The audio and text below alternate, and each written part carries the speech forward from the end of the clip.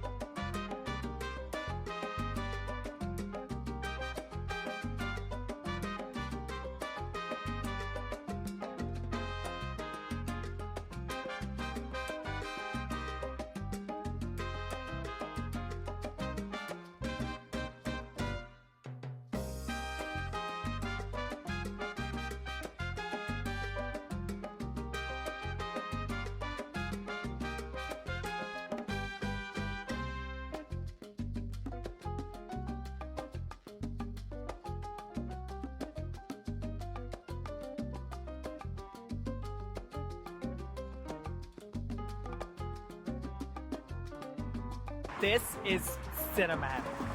It's beautiful. I've not caught enough streams to tip in lately, Kappa.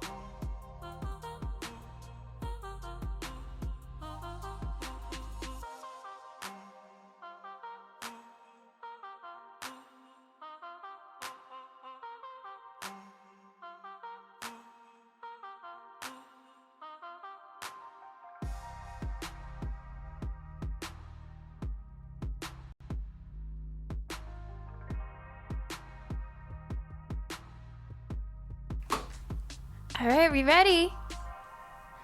At least I am. I don't know if you are. All right. Where's the switch scene again? Wait. It's been too long. Hey guys, what's going on? Welcome, welcome, welcome.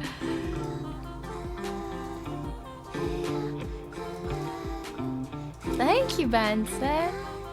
Welcome back. Happy 17. Wow, that's a big number. Hi. Nice to see you back. Nice to see you all here as well. Hey Chris, hey Cooper, hey Raz, hey Artul, Complicated. Hey Infrared Spectre, we missed you. Happy, it's a Labor Day to any American. Ah, okay. I didn't know that. I didn't know that. Happy Labor Day to, yeah, to all of you that celebrate. Thank you, Flamethrower. Welcome back. Thank you so much. Happy 8 months. Thank you, Jeremy. Happy 17. Hey, Titan and Soaps. Immortal, good morning to you as well. It is 1:14 here in Budapest, where I am signing in from. It's been a while since my last stream, so we've got a lot to catch up on, and it is Streamversary, Channelversary, Twitchversary, however you want to call it. Yeah, it's their Channelversary week. It was actually on the 2nd of September. It was on the 2nd of September officially, but I wasn't streaming on the 2nd, so I just did a little quick post on Discord to let y'all know that it's the day, the anniversary of when I started this channel 4 years ago. 4 years ago! Can you believe it? So yeah, we're gonna do a celebration not today, but on Saturday. So if you are around and want to come and celebrate with us, then you are welcome to do so. That'll be fun. Ben was here as well. Did I see? Hey, Ben. How you doing, Ben? Good to see you. Who else is here with us? Of course, Veld. Panama. I don't know if I've said hello to you, but hey, Panama. Yeah, X7, thanks for the sub. And Subby, thanks for the sub. Veld, thank you for the tips. Chris, Hitsy Litsy. Everyone's here. It has been a while. Titsy, thank you so much for the 14-month resub. Welcome. I appreciate you very much. Wow. Yeah, I've been away experiencing something very new. But yeah, I'll get to that story time in a little bit. First, we're just saying our hellos and getting reacquainted with one another after how long it's been? Like 2 weeks? 3 weeks? How long has it been since the last stream? Well, I guess you can include wait, no, like train time. You can include my mini attempt at doing an IRL stream from Poland, but I mean that didn't last very long. I tried. Toma, welcome back. It's good to be back. Good to see you. Tofon Fafu. Hello, sia.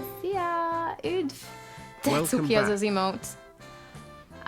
Lite Foxen. So enthusiastic, a TTS of yours. She back, train time.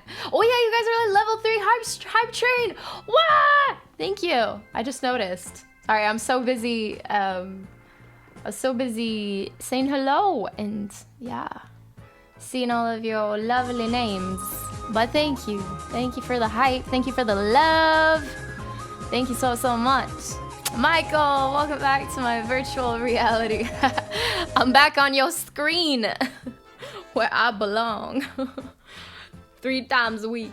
Yeah, we'll have three streams this week. Today on Wednesday, and on Saturday we celebrate. So, yeah. Artul, thank you.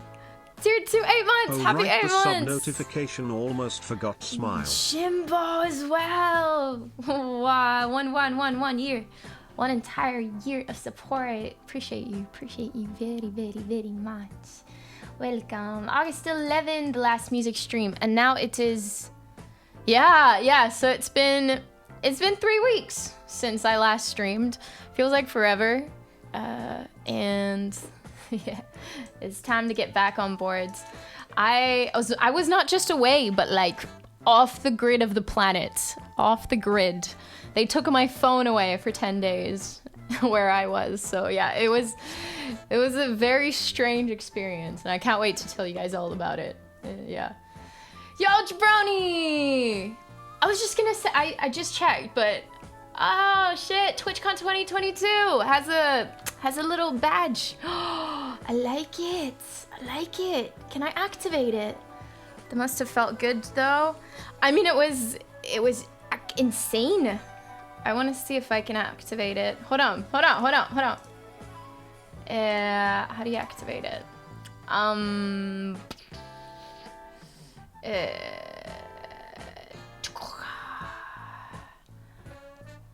Chat appearance? No. Hey, thank you. I didn't figure it out. How did you use your...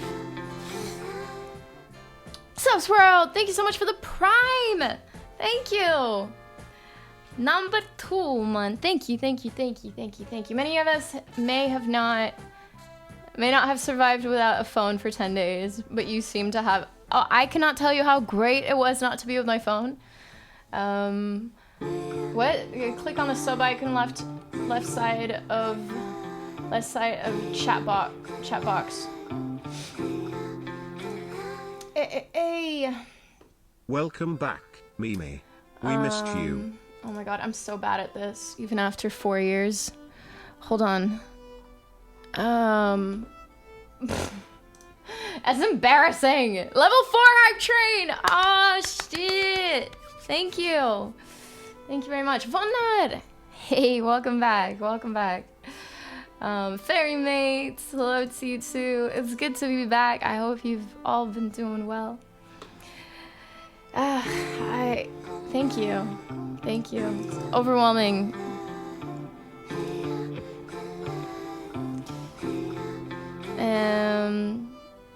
Yeah, Tilton. Oh my god, 37 months. Thank you. What do you mean? How did I do the talk thing? What exactly do you mean? Is that oh god. Oh, I'm getting help. Welcome back. Sayano, wait. hey. Click on the broadcaster icon. Oh, where is that? Is it down below where I go to chat settings? That's where I tried to go. I'm so bad. Oh, I feel very stupid right now trying to navigate.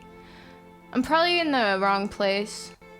Maybe the badge doesn't show in OBS. Oh, okay, so maybe I have to go to Twitch.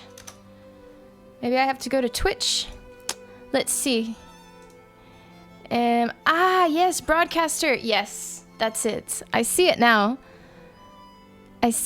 Oh! Oh, sorry. That was maybe too intense. Look at this. I think it's gonna work.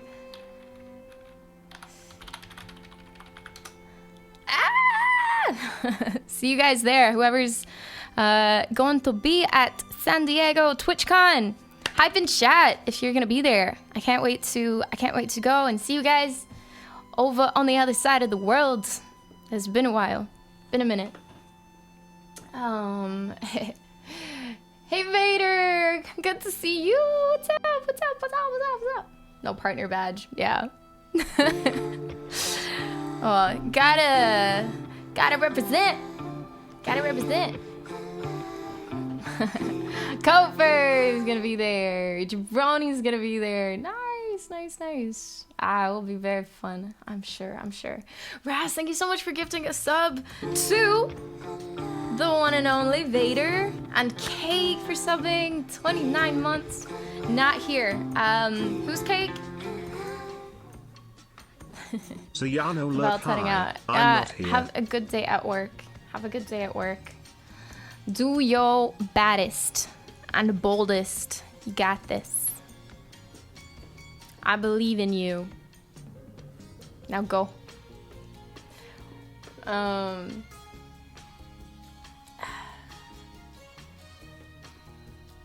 Rumi as well. Oh shit, I missed your sub. Happy 32 months, Rumi. How have you been? I hope I'm not missing anything important. Thank you so much for all the love. I really can't thank you enough. I've missed you all. I've missed stream. I tried not to think about it. I was for 10 days in a place where they not only took your phone away, but it was not recommended to think, or at least, try to have thoughts not in the center of your attention. Oh, gee, how have you been? Thank you so much for your 47 months. Good to see you. Yeah, so it was really hard not to, spend all this time, like, planning and, I don't know, writing songs, thinking about what next in life, and, because all all this everyday stuff gets eliminated from your day, you know, all the busy activity, and then you want to instantly, automatically, change it, add something to it to fill it up again. It's very hard not to have yourself constantly occupied with something, either thoughts or action. So, yeah. Hey, thank you for the hype train. Enjoy your hype train emotes. I see a turtle. Is that a laughing turtle? A choo-choo. A choo-choo. I like it. Choo-choo-choo. Choo-choo-choo. Thank you very, very much for all your support. The whole point was to stray away from the busy, ever-moving world we live in, I assume. Yes, well, you know, it's, in theory, sounds great, but it's quite hard to actually follow through with, from time to time. It's not easy. So I guess I'll get into it now that we've said our hellos. For 10 days, I went to like a meditation camp, meditation retreat. It's called Vipassana. Maybe some of you have heard of it. And it's a very strict, very excluded from the world kind of environment that you get into. So yeah, and the first thing they do is they take away your phone, so you have no contact with the outer world. And then, yeah, you're surrounded by a lot of people. There's 100 people altogether, 50 men and 50 women. And yeah, you're separated. And for 10 days, you are with all these people, but you're not allowed to talk. So there's this thing called noble silence. No talking. Yeah, and for someone that talks a lot and just is used to a lot of social interaction, it's a big switch.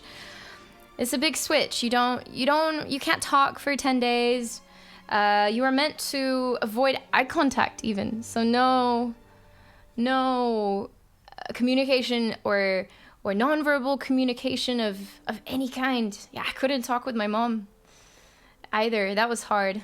But you do get an emergency contact number that you can give to family members, therefore allowing them to be able to contact you if anything happens. So it's good because, you know, I can be there present and not think, you know, there's this really, I don't know what apocalyptic situation happening back home and I don't know about it. So, you know, if it comes to that, you are able to be contacted by loved ones, but otherwise no contact. And no gestures, no mimics, you have to, your eyes can't meet. So it's crazy. It's a very input ridden environment. Well, I missed something. What's happened? I was at a meditation retreat for 10 days, which is why I was gone and haven't been streaming. Also because of some travel before that. It's something that I wanted to try. Horrible, sounds crazy. It does sound crazy because it is crazy for compared to the life that we are accustomed to. Our society just, you know, hoards input and we create a sport out of how many things we can do at the same time. You know, we're getting better and better and better at multitasking, but when everything is taken away, like, you go crazy because you have to deal with your thoughts, your emotions. And I think we're better at just, you know, pushing that down and keeping ourselves occupied. So especially coming from a place where my lifestyle is very busy, and You know, I'm constantly either on the road or, yeah, doing several things at once. I'm addicted to my phone. That's another big problem. And so I was just curious as to whether I would be able to do something like this. So it was kind of an experiment for, personally, and also I was interested in deepening my meditation practice. I meditate, but not very seriously, you know, just your regular, when it comes to me, I'll meditate for maybe 20 minutes or so, but it's not a very serious practice. So I was also on this mission to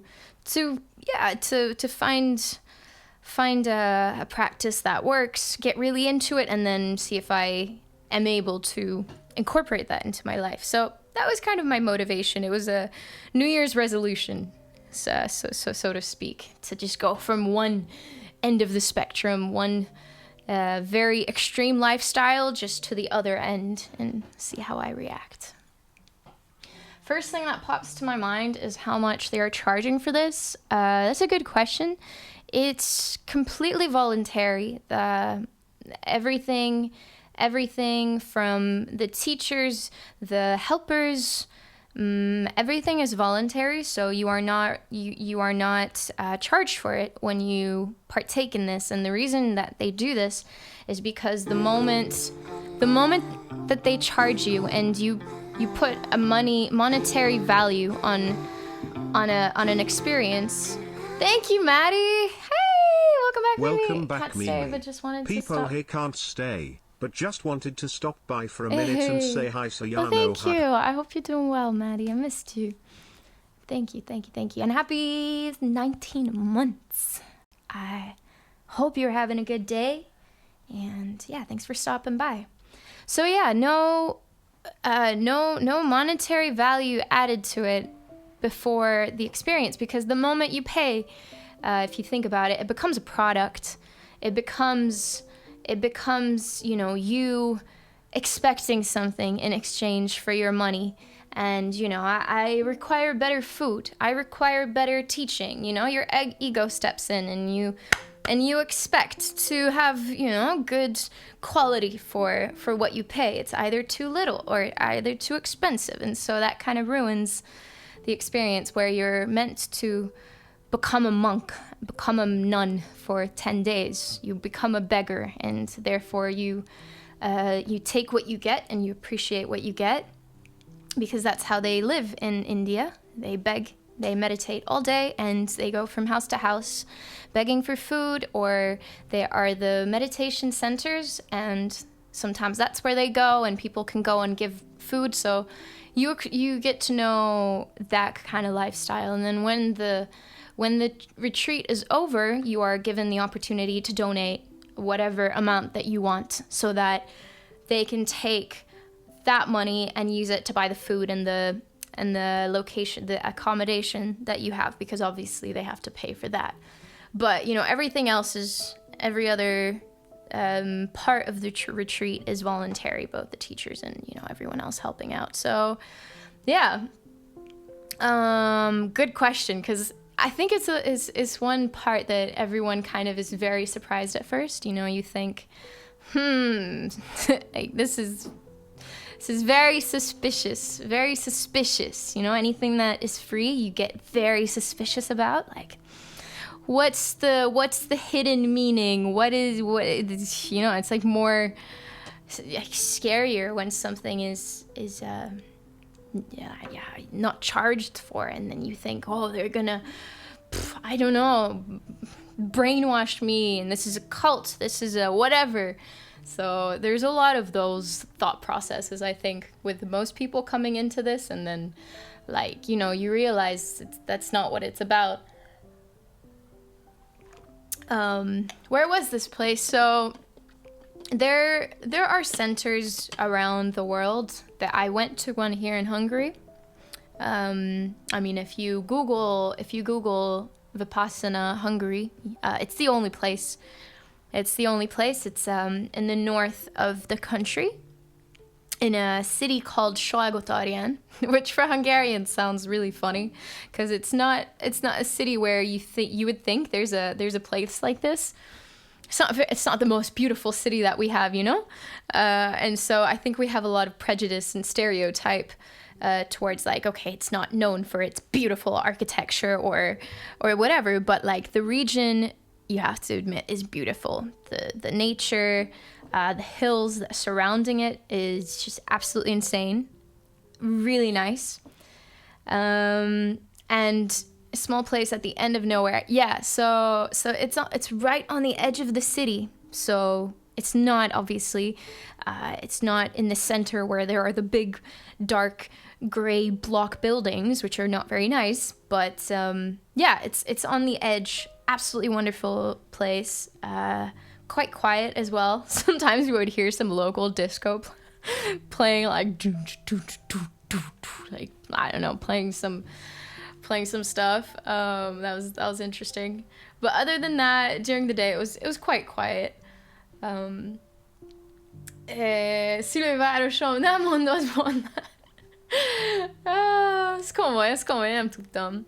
Én először voltam, úgyhogy ja, most már ezt is el tudom mondani. Nem gondoltam volna, hogy egy ilyen élményem lesz Salgótarjánban, de ja, nagyon jó volt. Ott van. A szélén. Szerintem nem sokan tudnak róla, de ja, most már tudod.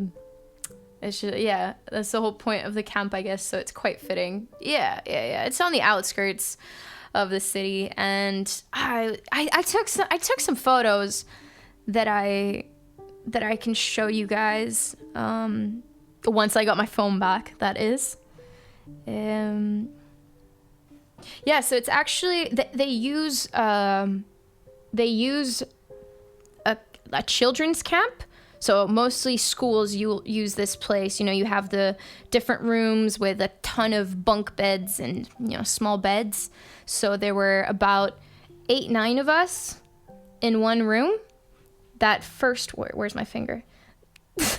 That first one, room number 1 is where I lived with 7 really cool people that I've grown quite close to, even though we weren't doing much talking. That is no talking. I feel like I got to know them very much. It's just a different way of getting to know someone, you know, that you never would have expected. You don't talk, but you get to know everyone's little nuances.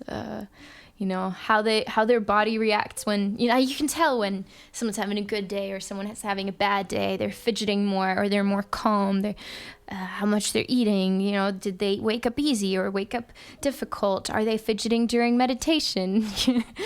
All of that. Yeah, you just get to know everyone in a very different way. That was the outdoor kind of backyard. Our own park. It's a gated park, but we got to use it freely during the break. So we were kind of just walking around here when we had an hour or an hour and a half to chill, and yeah, we needed it for sure.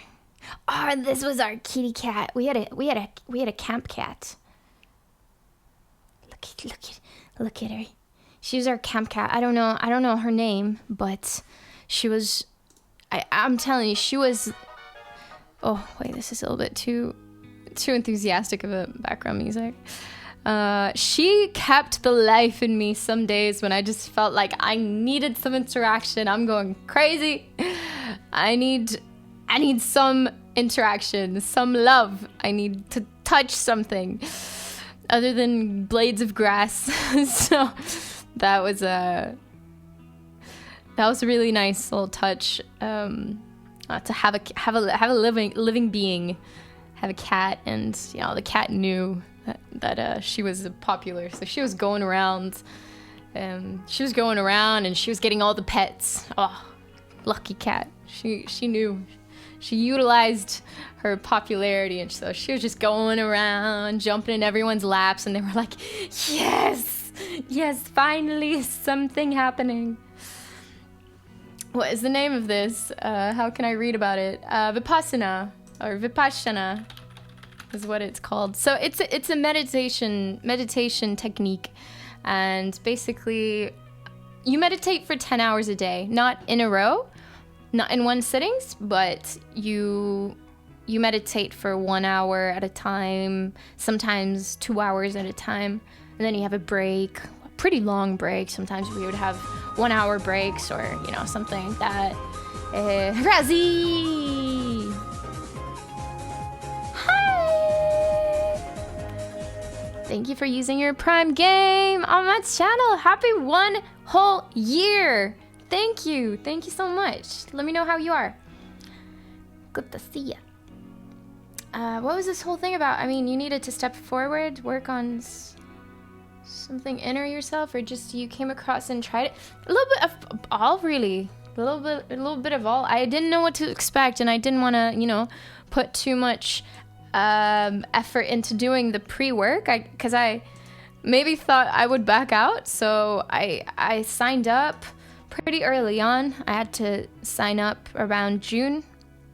There's a very specific time that the applications start because it's voluntary and free. You know, like the slots fill up really fast. So I knew the date that applications opened. I had the alarm clock, so I was like first to sign up probably. And then from there on, I just waited for the day to come. And you know, I didn't do any preparation work, but yeah, I mean, inner work and just an experiment. You know, I do like to experiment with getting myself outside of my comfort zone every now and then to make sure I'm experiencing enough and like putting myself in certain life situations where I get to learn about myself. And through these experiences, I get to know different ways of living that I would not normally get to know, and testing my body and soul, my how I react to just being put in something very strange. And I don't know, just unprecedented, which definitely was. How did the instructor talk? You get to talk with the instructors. So every day you have one slot. You have one slot where you are allowed to talk to the instructors. So you go there one by one, and you can ask your questions about the technique, about the theory, whatever you want. So yeah, I think I talked to them once. But that's it. And mi ero så voltam för det tutta. At least did they return your phone back? Did they? Yeah, of course they did. It wasn't a good feeling. I'll tell you that. After 10 days, after 10 days, you get your phone back, and it's like a very strange, very strange alert. A very strange moment, because it just feels like a stranger. And you know, you learn not to need it. What? I know you. Zolis, yeah, Chad. How are you? Welcome.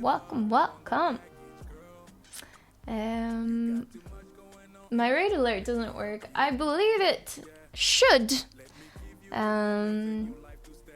It should. I'm not sure. Maybe if there's a mod present, they can look into it. But I don't see any incoming raids currently. So yeah.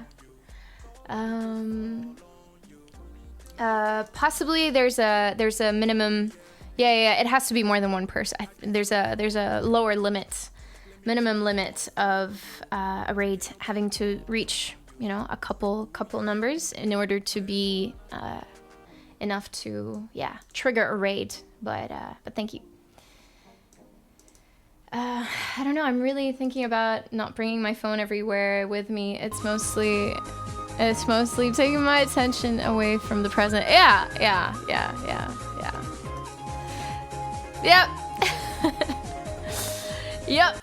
Can relate to that 100%. Not the one. What's up? Thank you so much.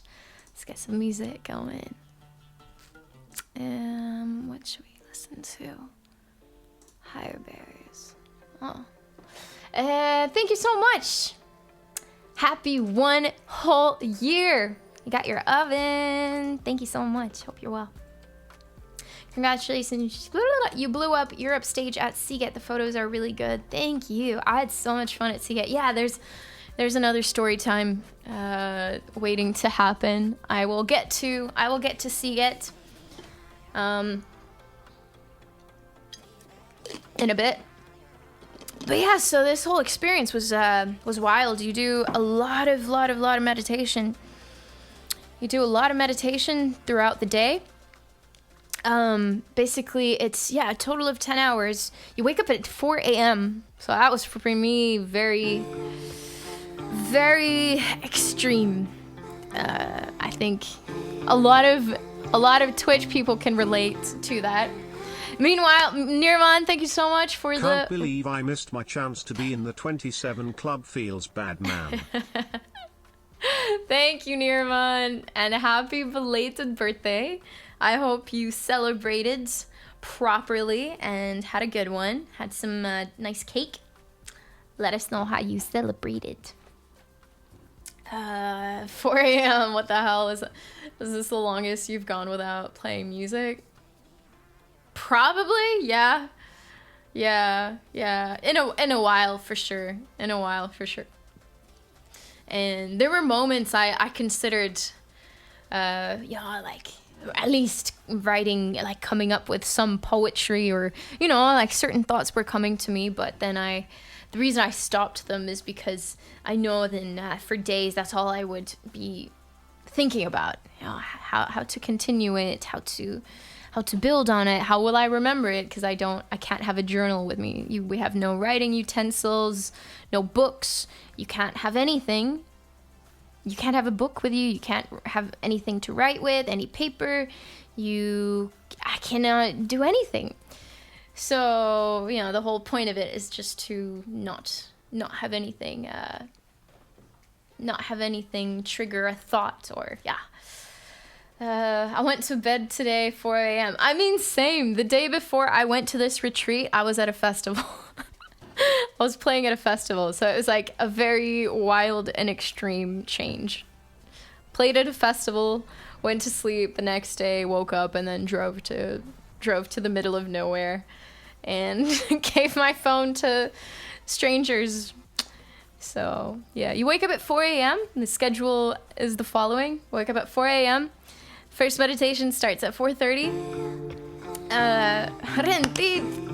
Just came to say hi. I have to work. Good luck with work. Just came to say hi. I have to work. Hope you're fine. So no love. Thanks for dropping in. Enjoy your work. Happy 25. Really appreciate it. 4 a.m. I may not be able to do that. I thought I wouldn't be able to do that. I had an alarm clock. I'll show you guys my famous alarm clock.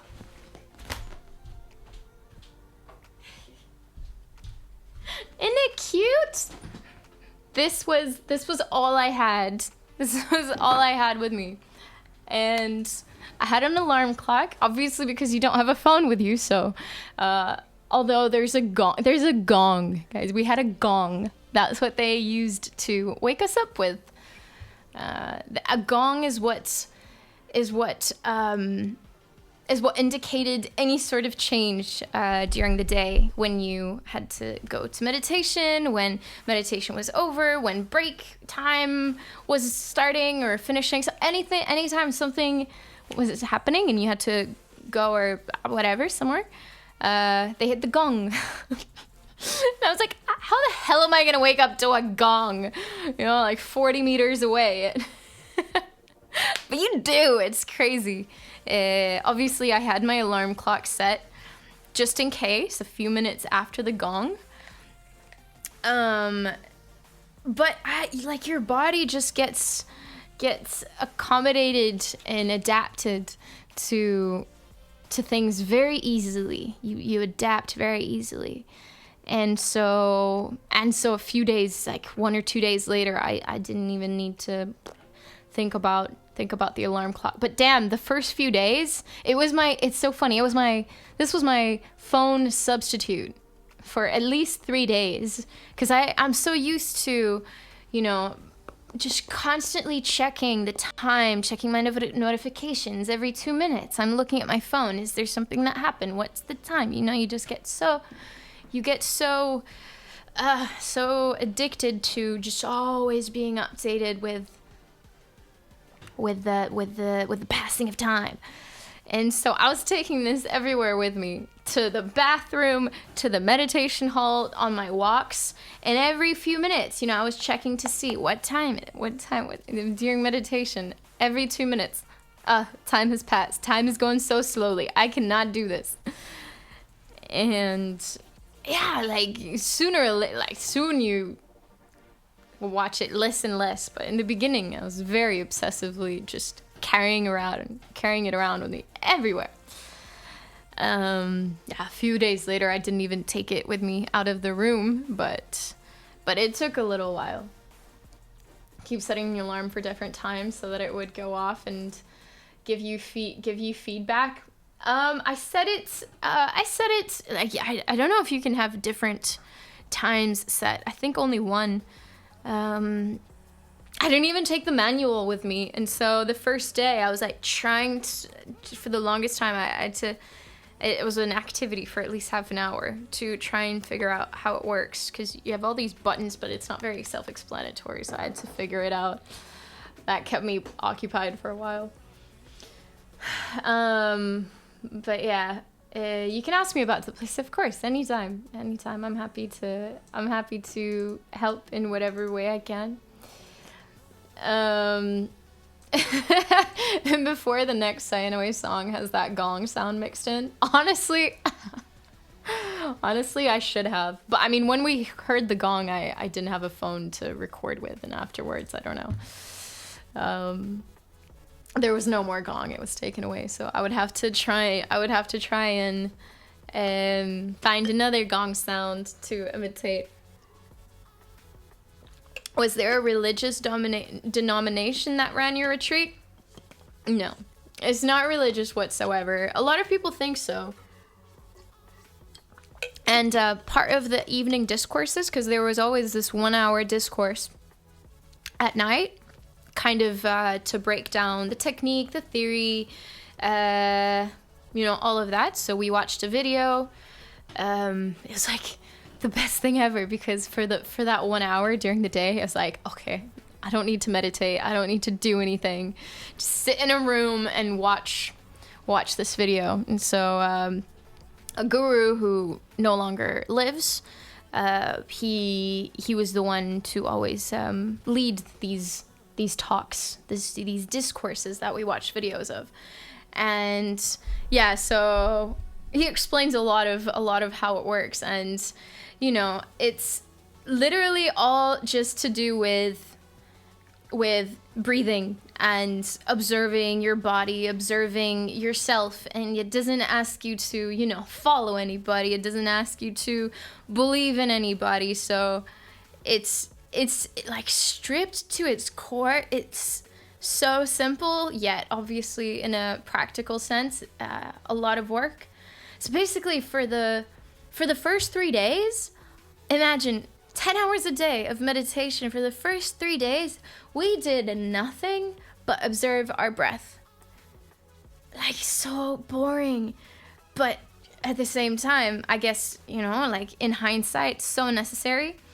But sometimes it was so difficult to focus and not get lost in thought, because it's just repetitive. All you were doing is breathing in and out, and you have to observe the breath, how it goes, how the air goes in and out, what part of your inner nose wall is touched by the breath, how it goes, how it goes in, how it comes out. It goes down to, like you just observe something that you don't usually observe because it's so automated. And so for the first 3 days, that's all you do. You just observe your breath. By the third day, you start to observe the sensations. Again, just in this little triangle around your nose. And you, by sensations, I mean, sometimes, you get those little tingles, or maybe you have an itch somewhere, and it's like, do not scratch your nose, because it's a feeling, it's a sensation, it will pass, it's just happening now, it's the reality, that's what's going on. And, I'm just sitting there like, I really need to itch my nose, but I will not do it. So yeah, you just observe the sensation, and it's crazy because the more you pay attention to just this tiny little area, the more you feel. So sometimes it's a little bit cold, sometimes it's a little bit hot, sometimes, you get tingles, sometimes you get little pulsations, but yeah, like your brain just focuses better and better. So by the time you get to day 4, you start the actual Vipassana meditation technique, which is which goes on your entire body. So you start to go from the tippy top of your head all the way to your foot. So you go up and down, and just observe all the different parts of your body and the sensations along your body. Obviously, in the beginning, you don't feel a whole ton because you're not used to feeling. And yeah, it just gets better and better and better, and your brain is able to focus. And yeah, it's crazy. By the end of it, you're able to follow the sensations, and it's almost like this flow of energy that goes all throughout your body, and it gets stronger and like more detailed. So you start to sense, oh, okay, I'm feeling nice here. I have a little bit of pain in my shoulders, so when I get there, I feel that tension. But you're supposed to not react to the tension, so you don't want to be like, oh, this sucked, I want it to go away. You're just supposed to accept it for what it is.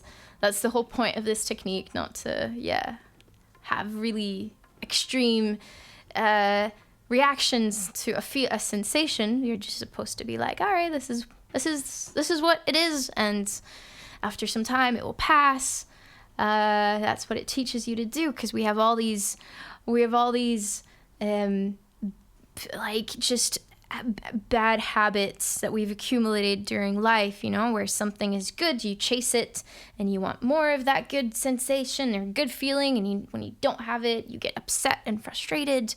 And same goes for the bad sensations. When something is bad and you just want it to go away, and like aversion.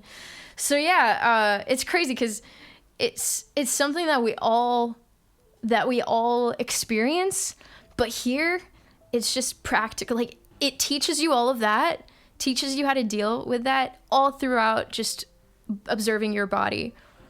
And so that's how you're supposed to kill those bad habits, pattern, from your life. So yeah, it's tough. It's a very challenging thing to go through for sure. I knew it was going to be difficult, but it was probably the hardest thing I've ever done. I'm not used to having to sit through unpleasant situations like that. You get used to, having something bad happen. Like, there's ways to deal with it, like you can either push it down or, I don't feel like being here now. I'll come back another time, You're out, you don't feel good, you leave, you go home. If I was like, guys, I'm not having a nice day, I'm going to end stream and I'm going to, rest. Then I can say, okay, bye, I'll see you guys next time. You always can just leave a situation, but to be really forced to deal with something in a seated position where my legs are locked, my hands are in a position, my eyes are closed, and you have to stay like that. And even when you're having a bad time, you're not feeling concentrated, you're not feeling in it, there's no escape. You just have to go to that place and accept it for what it is. It's hard. It's really hard. There were times, when I had mad pins and needles all up and down my legs, and it's just I keep repeating these same Pali word, anicca, which means arises and fall and falls. So it's kind of this is what it is, it will pass. So I'm just like, anicca, the pain will go away, you just accept it. I don't hate it, I don't love it, it just is. And it does stop hurting after a while. And the pins and needles, you can actually get through and have the pins and needles pass without doing anything or unlocking your legs. So that was nothing I've ever experienced before. It's a very new thing. And also I had great days where I just felt like, wow, I'm in my element and this is my life now. I'm never leaving. I'm never leaving. I live in this community here, and we're just gonna be meditating for the rest of our lives. Like, there were some days where, you know, you just get in your element and yeah, I feel like you really got it and can stick in that state of mind forever. Did anyone leave early because they couldn't do it? Hell yeah. There were people leaving on the first day. You know, you always have the people that, hey, Vivi Han, thank you so much. Happy 6 months. And you used your special prime on me. Thank you. Welcome back, Mimi Sayano Hyper's Hype.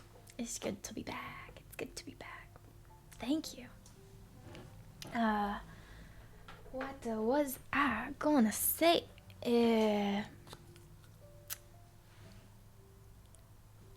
Yeah, so, you know, you always have the people that leave early because they didn't read what they were actually getting themselves into. Yeah. You always have people like that. I was talking with a bunch of people, you know, on the last day, when we were allowed to talk.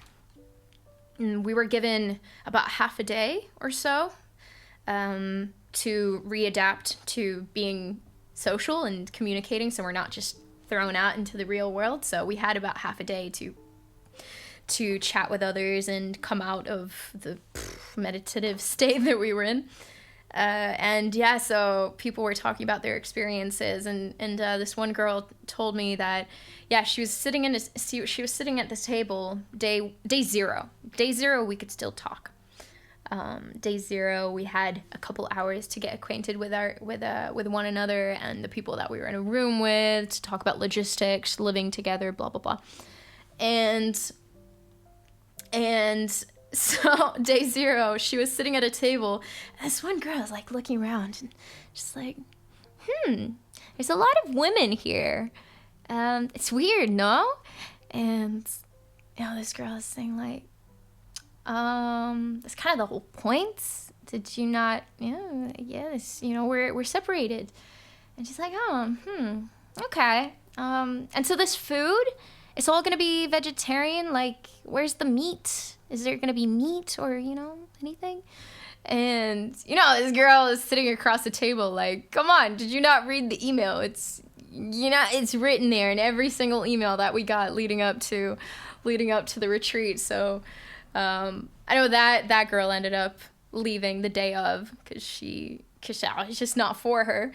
You know, she was like, yeah, I read something about what's going on the first time on the website, but I forgot. I didn't really look at the emails after that. So I mean, you have people like that who have no idea what they're getting themselves into.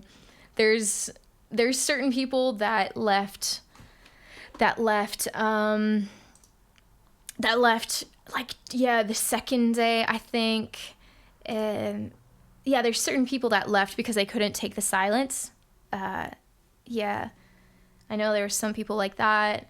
There was a couple that left, and I have no idea. I'm actually genuinely curious to know how they coordinated one another leaving at the same time, the same day, when there was no communication between them. I don't know if there's some weird telepathy going on between them, or whether they, like, I don't know, gestured somehow, because there's a meditation hall where we're all together but we're separated. So maybe they did some like code. They came up with some code if they weren't feeling it. KFC not around in that city. There is McDonald's though. There was McDonald's somewhere nearby. I remember the day I got there, I I was taken to the retreat by my sound engineer, who was going to another city, kind of on the, so my retreat was on the way, and he was on his way to some show where he was the sound engineer. So he dropped me off, but we were there like a little bit early, so we went around town, and we went past the McDonald's, and I was like, I'm not gonna have a McDonald's. It was so hard to find anything to eat because it was also August 20, which is a public holiday in Hungary.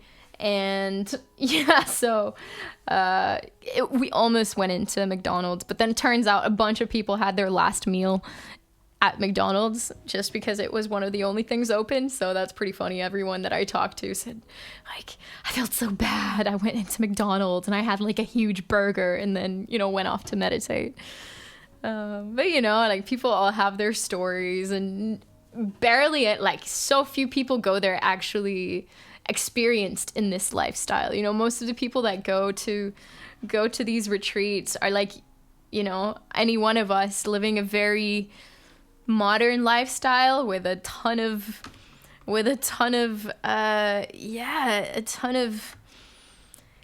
input every day, thousands and thousands, and living a very busy lifestyle. And I guess most people, I would assume, just want to get out of that and experience something very different. That was silent. Someone had to get something off their chest, so both left. I don't know. Would I do it again? I would, actually. I would. I totally would. I didn't think that I would be so sure of it, but then I found out that there are, these retreat centers all around the world and really nice remote places. And I don't know, I talked with a lot of people who said that it's just such a different, unique experience going to each one of them.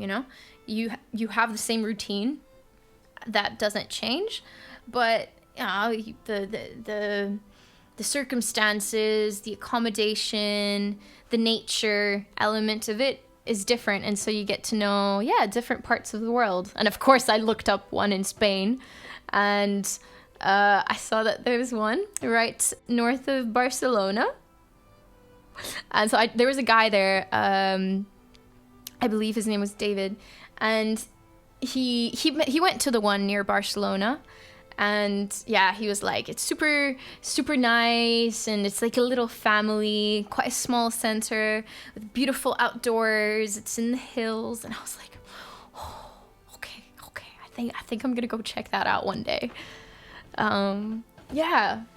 So I would totally do it again, and I hope to incorporate more meditation in my everyday life. I think it's super, super important. I never thought that,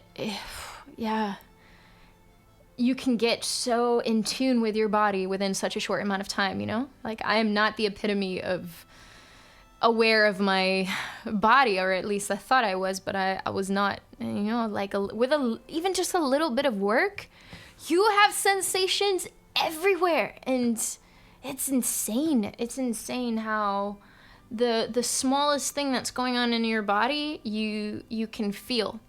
And I would be curious to get to know more about how that works, and like what actual long-term benefits it has. Because obviously after just 10 days, you're not going to be, I don't know, cured, enlightened, and like never need any self-awareness ever again.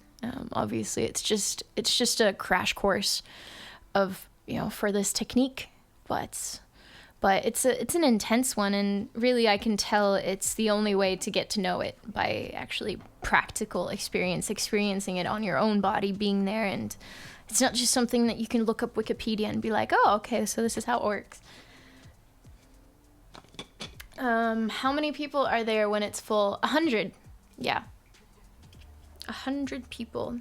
Which seems like a lot. I thought there would be fewer people, but But yeah, the location is quite big, and it was distributed evenly. So we had this whole little hill area, big park, benches. So during the day when we had our breaks, we, never felt like we didn't have our own space. I had my little designated trees that I liked to sit under.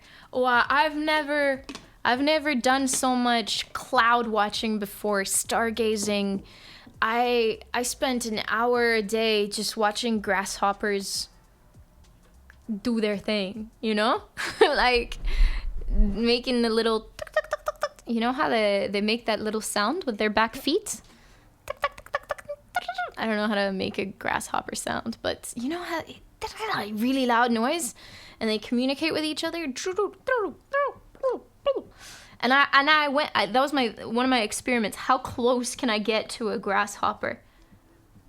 And there was this one guy, this one grasshopper that like gave no shits about me getting this close to his hind legs, and I was watching him make the sound.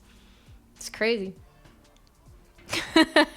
So yeah, I became a pro grasshopper watcher. They were probably like communicating like, what is this human doing? It's watching us. Tell her to go away. Oh, what is this human staring at us for? Leave us alone, giant human. Can get no privacy. I was not respecting that personal space. But I mean, I wasn't touching it. I just wanted to see. I just wanted to observe.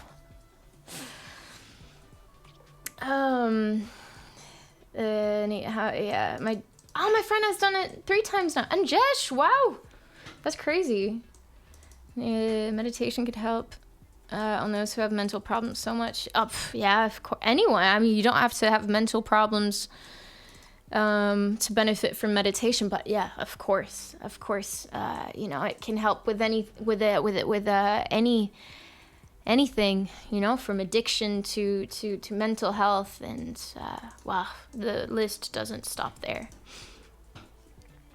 I mean, when has observing your own body and your own needs led you to, anything bad? No, it only can be good.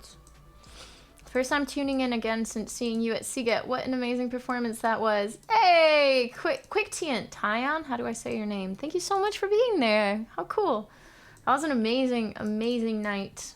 I have been thinking about it a lot ever since. And yeah, it quickly became a top experience for us all. Such a nice time. Did the guru Tycade? Hope you had such a good trip. Welcome back. Good to be back. Tycade, thank you so much. And happy 32 months. Insane. Happy 32 months. Thank you so much for all your support. It really means a lot. Did the guru or someone made photos? No. No photos were made. So I have no proof of me actually meditating. But I did take a few pictures after it was finished, and I got my phone back. Grizeshiak, I will not be doing a pop quiz at the moment, so yeah, we'll be giving your points back, just because we're catching up now. Yeah, it seems to be the not the right time, but yeah, another time I would be happy to do a pop quiz. They're very, very fun.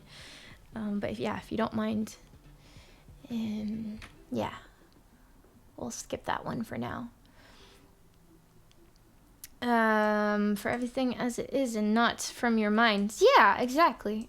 Feel everything as is, and not. It's so hard not to react though, and like these patterns of behavior and patterns of associating certain feelings with certain emotions, certain, kind of automatic responses. It's just something I've never thought about how automatic they are.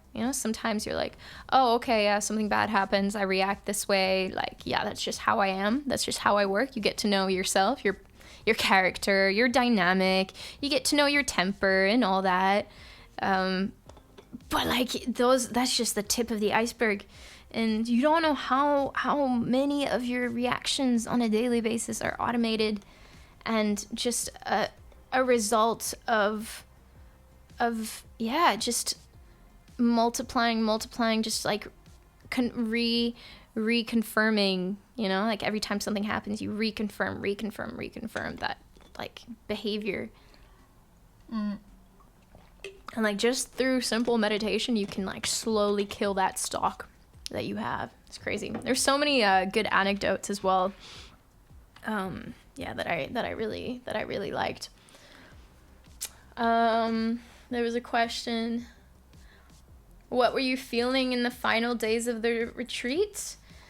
I would say the very end of it, I was starting to come out of it, and the last day or two, I had already started to get, thoughts about, oh, I have to do this, I have to do that. So it was a little bit more difficult to stay present, especially the last day when we were already speaking again. Or like hearing my voice after 10 days was it felt like a stranger's voice. Very, very weird feeling. I remember when we came out of the meditation hall and we knew that we could now talk. Our group like started walking down the hill, and like nobody knew for a couple seconds like what to say. Like, you say something first, and then we were like, all right, let's start with the vowels. I could read learning how to talk for a couple seconds. Obviously after that it came back quite quickly, but those first few moments, wow, your tongue and mouth and words just do not come together simultaneously as they normally would. So it's quite funny and overwhelming. I just felt I was buzzing. I was buzzing from the interaction, and it was just too much. So you have to get used to it. But yeah, not every day was so different. I had not fully good days and bad days, but just a good hour, a bad hour, huge waves of being in it, and then just feeling like I'm lost and I'm doubting myself. I should not be here. This is not for me. I'm failing. So there were kind of better afternoons, better mornings, or the other way around. So there was this one day where I was sometimes emotions would come up and I was like super aggravated, and then like just had so much anger at some points. Yeah, you really have to deal with it because it starts coming up. Like you open Pandora's box and all this turmoil and trash starts coming up from within, and you don't understand. Like you've been meditating all day, and you leave and just go outside for your walk, and you just feel like punching something. So yeah, sometimes it do be like that, and other days, I remember day 8, I don't know what got into me, but I was just feeling so zen the whole day. Even while I felt like I was meditating, even while eating and walking around, I was in that flow state of mind the entire day, which was like amazing.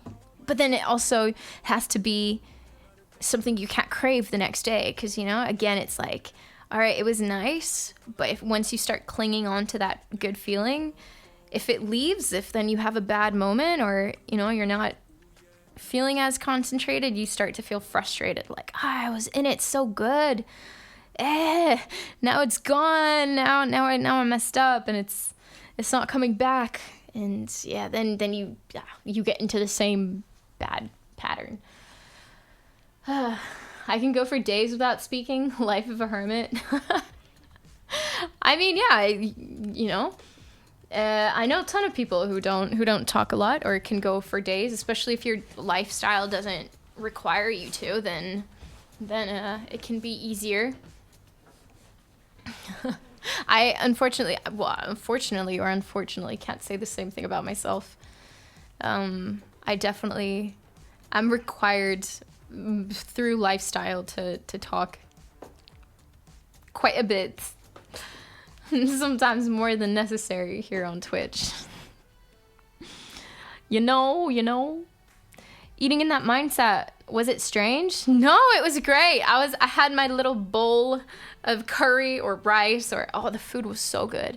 So we had we had tabbouleh one day, we had hummus, we had falafel, we had pad thai, we had a lot of Indian food, but also some Hungarian food, ratatouille, lecho. I don't know what I had, but I would just be sitting there just, okay, food in my mouth.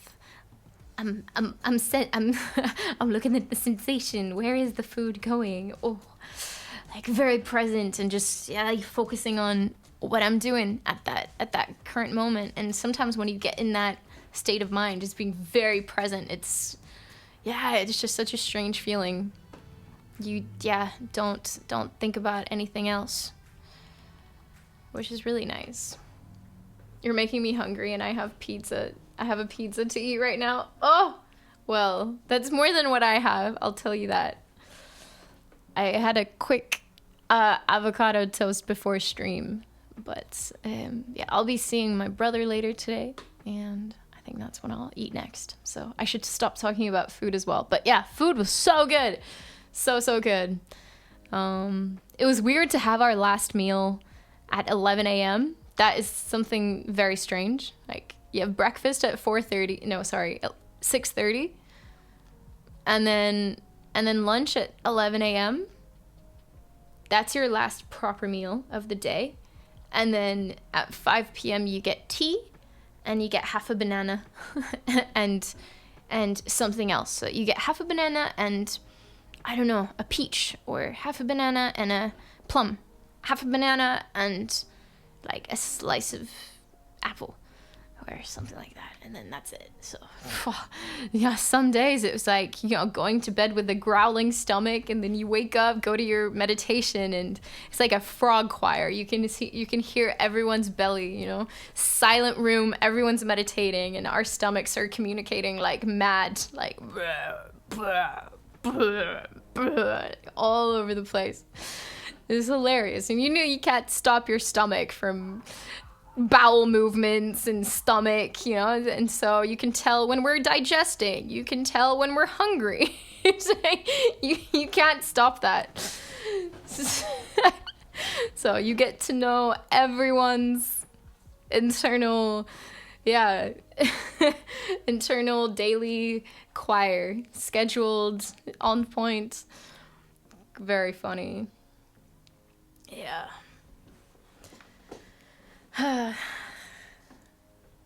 It was a once in a not once in a lifetime, but a first of its kind, for sure. I have my cat to talk to nearby. I'm sure your cat appreciates you talking to him, her. Is your cat a boy or a girl? Have you played your instruments since? I have not. Have I?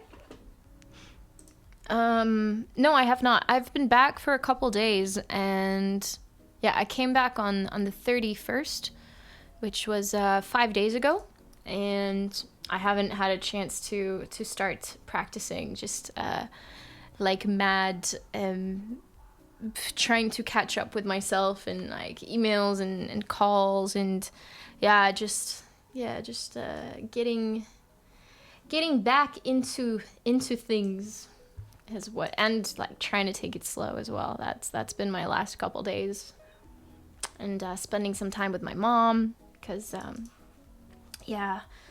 we missed each other, and yeah, it was really weird not talking to family for so long. That's the worst of it. That part I didn't like very much, just not having any family updates, you know, like even if, you know, there's no emergency, because obviously they would call, but just not having those daily updates I really missed.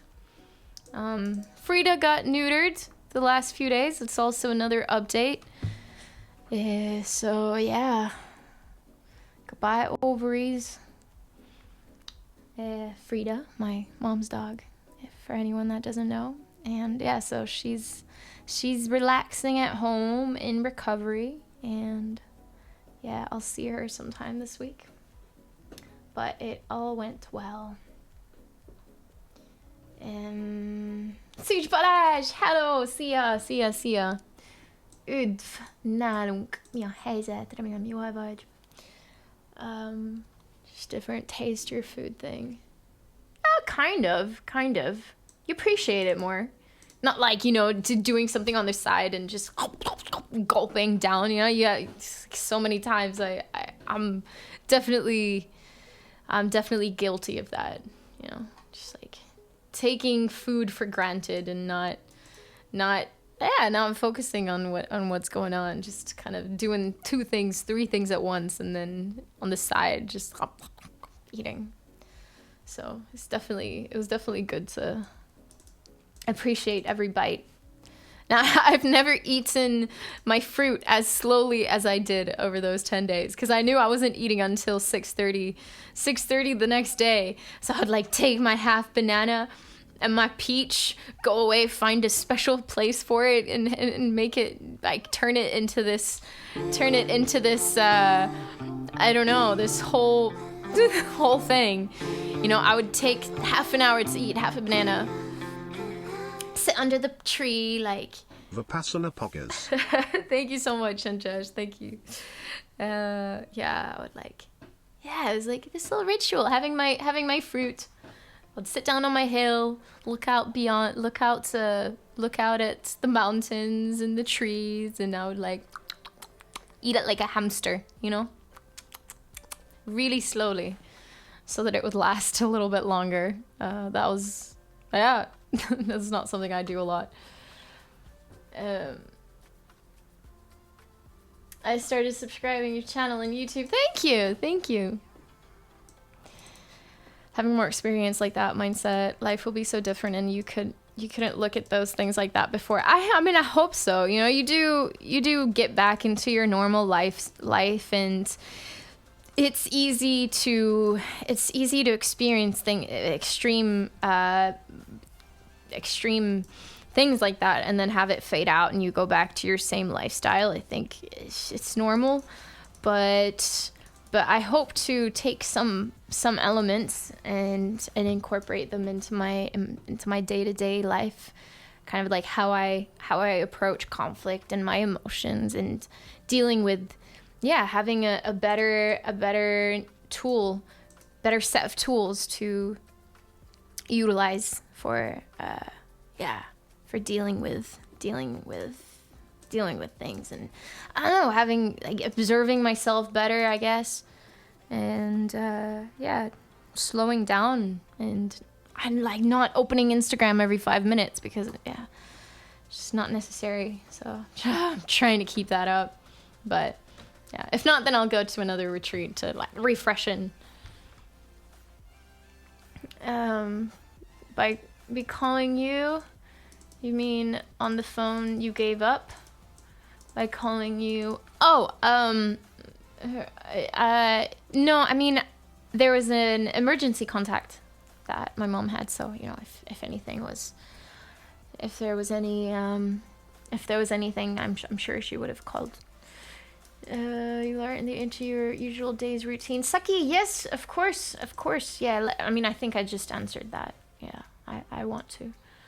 I've been meditating, you know, morning and night. I don't know. I hope I will last for as long as I can. Keep it up. But I have been doing it, and, you know, when anything happens, I'm thinking, yeah, don't be as reactionary as I normally would be, or not in the same way, but just accept reality for what it is, and not linger in the past so much over things that you just absolutely have no control over.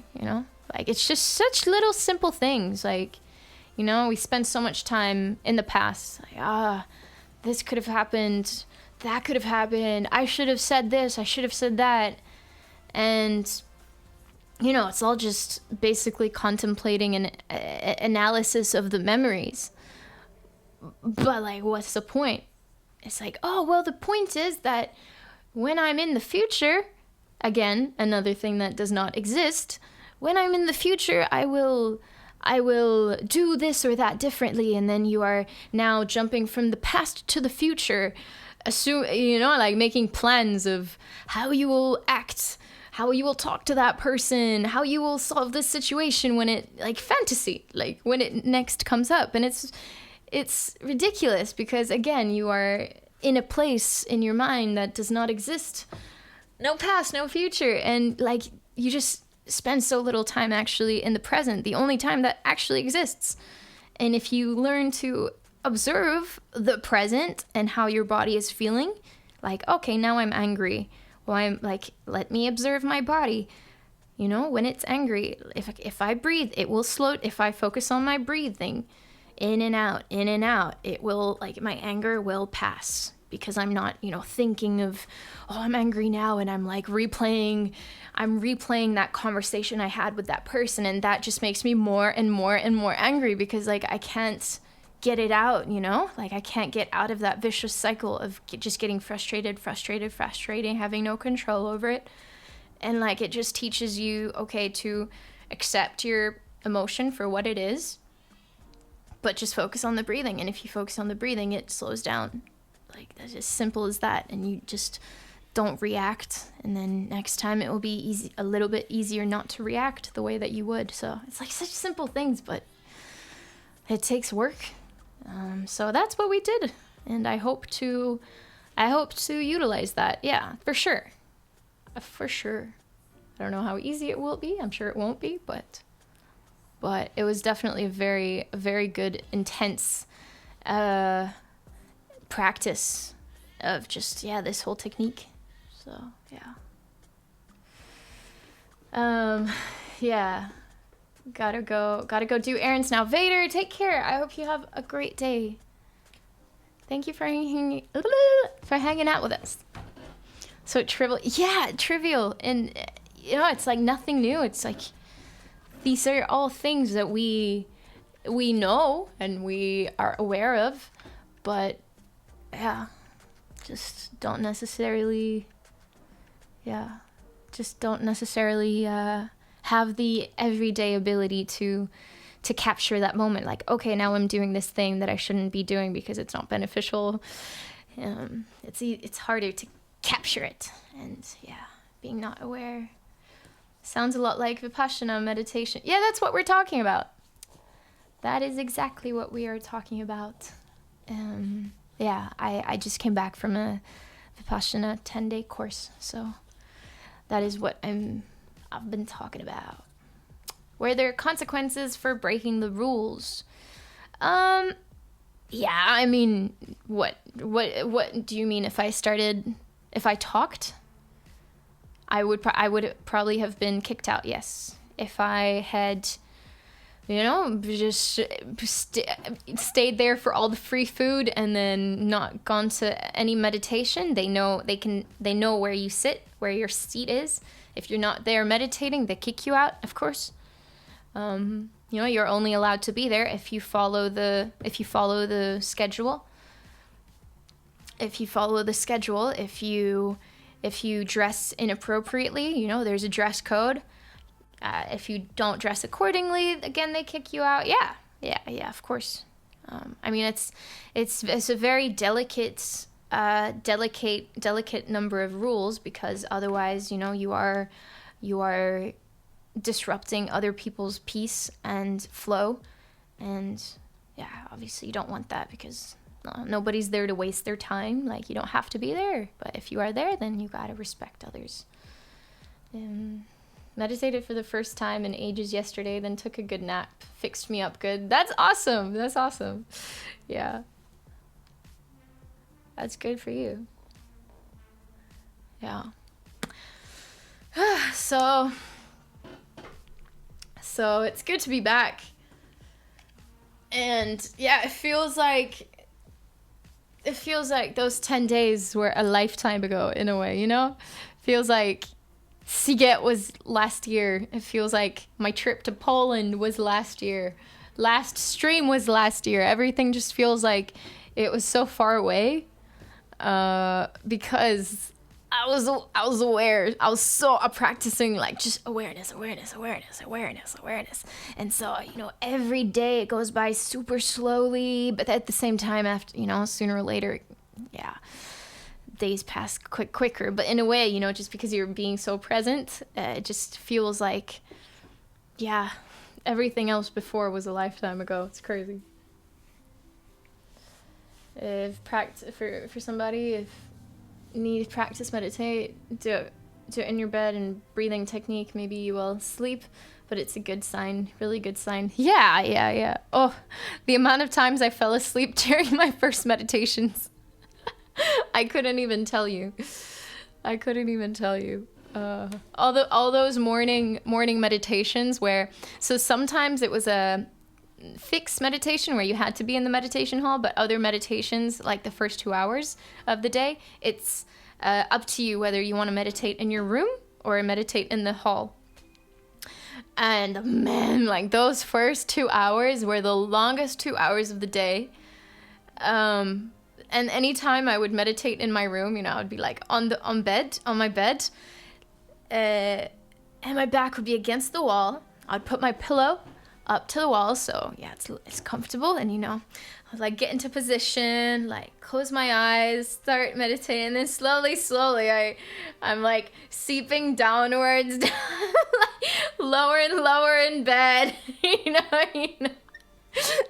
within 5 minutes I was always horizontal sleeping, and then I'm like, shit, I fell asleep again. I could sleep like I could easily fall asleep seated, you know. I'd just be like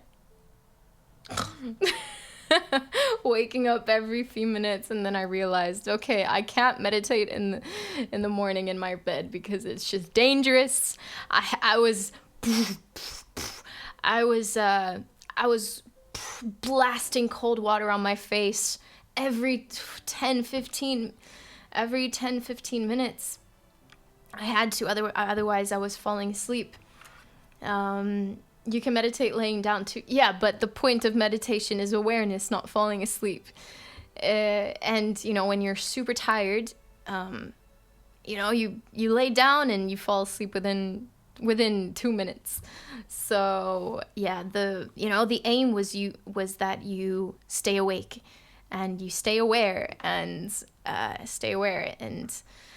yeah, in the mornings that was very tough. I was out, you know, walking around. I had all these routines of blasting water in my face, cold water in my face, and the mornings were cold.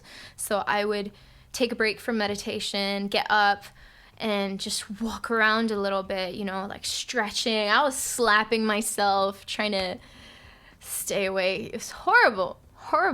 It's very difficult waking up in the morning. I don't know how anyone does it, Ben. I guess you get used to it. And sometimes I would wake up in the morning, 4 a.m., and the first half hour, like sometimes it was easier than I thought. I would wake up and just think, oh shit, like I'm actually feeling all right, you know. That first cold water in my face would instantly wake me up.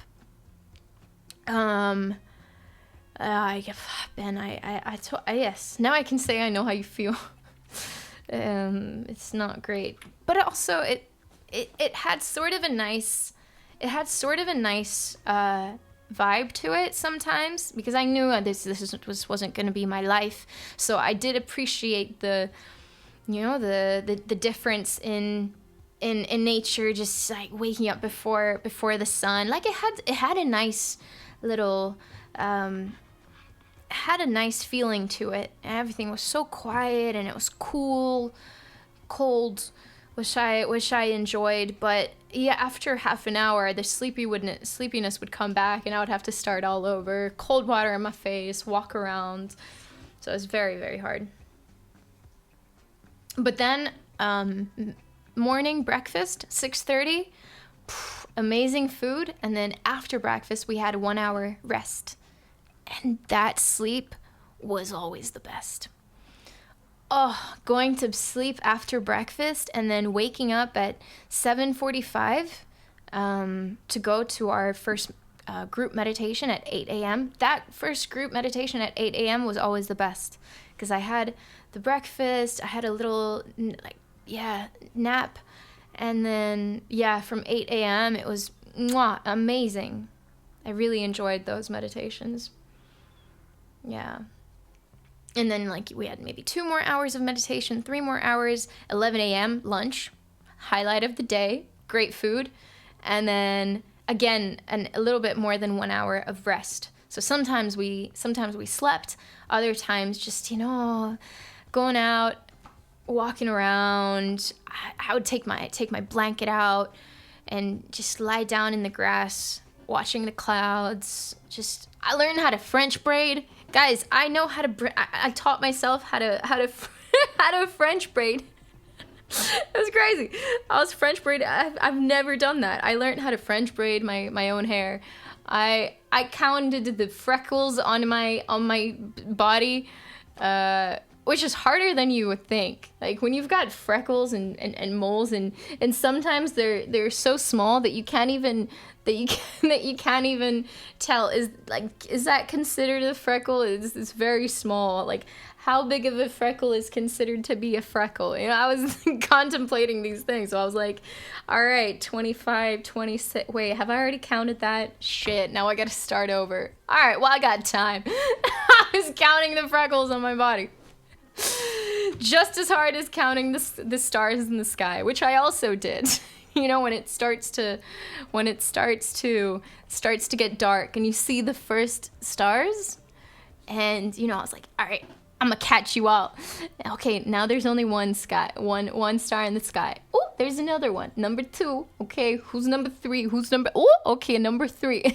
And you start the same game, trying to count all the first stars in the sky. And then, of course, you get lost because you have no idea which one you counted, which one you didn't. But, these were things that I have never done. I never have the time to count my freckles or the stars in the sky. So that was kind of cool and fun and quirky. And,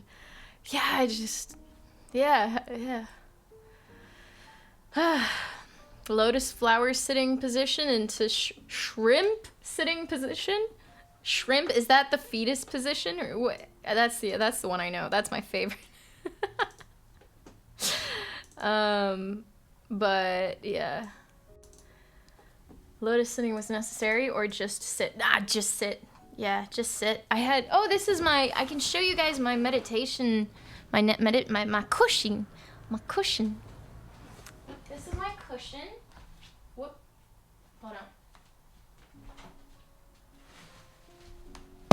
This was my cushion that I sat on.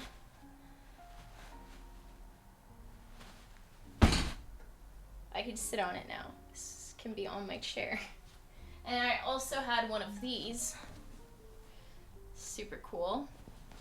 And so, yeah, basically it would be, kind of like the base. So I would sit down like that, and I would have my little square base. And then go. No movement for 1 hour. Just meditate. Yeah.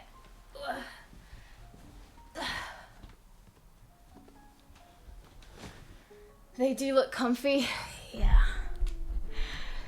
No, after a day or two, there's no position that is comfortable. There is no possible position that you can get in that becomes comfortable.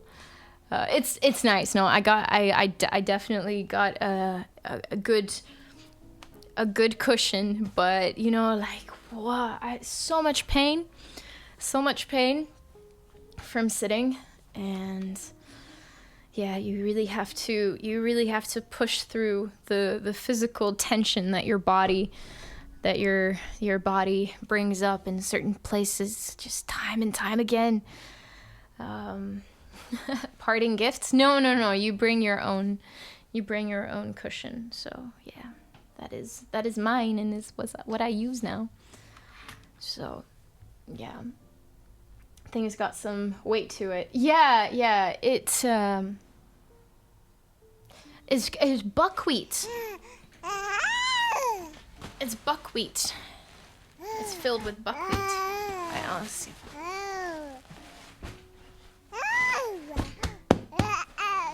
Rev, happy 9 months. Hello everyone. Oh, okay. I'm so high. Wait. I can touch the sky. If I go this slow. Oh, the good thing about these cushions is that it keeps your back straight, just because yeah, it's got buckwheat in it, and you know, like it's quite hard, so you're forced to sit straight. It's like a booster seat for a toddler. Yeah, I definitely feel like I can see the sky, but I think I'm gonna go back down where I belong. We'll see. I wonder if I could survive longer streams if I had one of those to sit on. Finally know what it's like to be tall. Think I'll stick to my favorite meditation position. I feel you. I was going to bed at 9 p.m. I've never had such a quick and short night routine and morning routine. Man, our last meditation retreat, our last meditation session ended at 9. I was in bed, like in my PJs, teeth brushed. Obviously, I didn't have any makeup on, no contact lenses. Like, I didn't have to, do anything. So, quick pee, teeth brushed, face washed, pajama on, in bed. 5 minutes, like max 10 minutes after our last meditation session. So yeah, your sleep time, every minute is valuable. Same thing in the morning. That first gong at 4 a.m. Wow, yeah, you wake up and instantly you're out of bed. No scrolling through memes for 1 hour in bed, So I hope to have that habit be out of the way for a while. Just get so used to that shit. Streamers sit on really hard buckwheat. Banned. Did you try to keep a sense of humor during the 10 days? I mean, yeah. Like, there were times when... Yeah. There were times when it was really difficult to maintain that kind of... Like, no reaction, no nothing, There were certain instances. Guys, oh, yeah, the first day 1, because we were there day 0. By the way, Unware, I will not be doing the pop quiz. Apologies. I will give you back your points another time, because, yeah, now's not the moment, but thanks.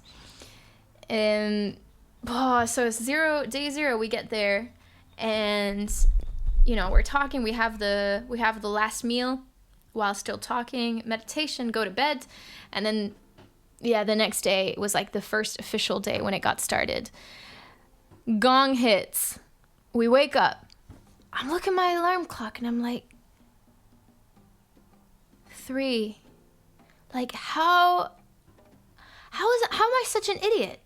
I messed up. I must have set the alarm clock wrong, but like I'm sure the mistake is with me.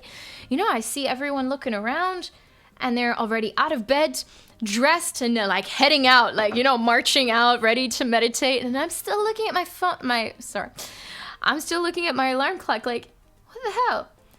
We go out, and then the manager who gets to talk. So we had a manager who we could contact if anything was wrong, or Silver Shoot. Thank you so much for the 8 months. Thank you. So we're walking out, and the manager's coming towards us, and she's like, "Guys, no, sorry, it's 3 a.m. The gong was hit at the wrong time." And it's like, come on, it's the first day. It's not bad enough we have to wake up at 4 a.m. Someone hit the gong an hour early, the first day of the retreat. Fucking debated. Yes, exactly. So we got to go back. That was the first day. The first morning wake up. And it started with us having to wake up at 3 a.m. 3 a.m. I thought, what the hell? I was like, come on, like, is this a test? Like, are you guys messing with us? I don't know if they were messing with us, but yeah, that's how it all started. Wrong gong, wrong time. I don't know. Maybe their alarm clock was at the wrong time zone, and I don't know. Someone woke up.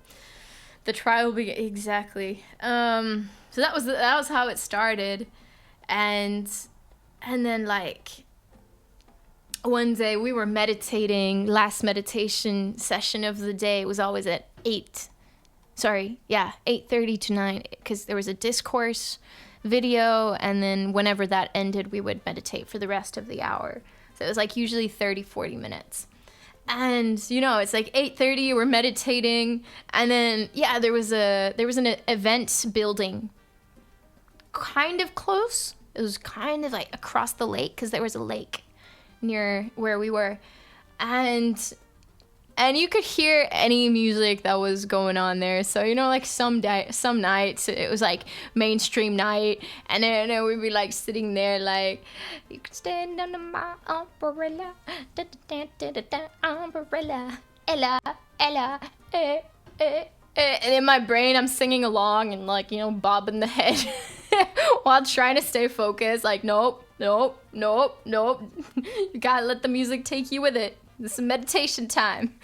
And, you know, just like rocking out all the biggest anthems of this I don't know, the past few decades. And so, you know, like the songs that everyone knows, the karaoke hits. Like, come on, how can I not? This is a test. Like, this has to be a test. How can I not sing along to Umbrella? Like Cha Cha Cha, I don't know, like all the biggest hits, and yeah, so there were certain nights when it was really difficult not to let it take you with it. There was some night that there was actually a legit karaoke night, and these drunk guys just like screaming the lyrics, super out of tune. You know, you can tell they were drunk, and just like a male choir just singing along, I don't know, Despacito and Friends, all that you can imagine, just roaring. And, you know, it's just like very, very hard to control yourself and not laugh. So those were some testing, challenging moments. And yeah, too bad they didn't play any songs from the famous song.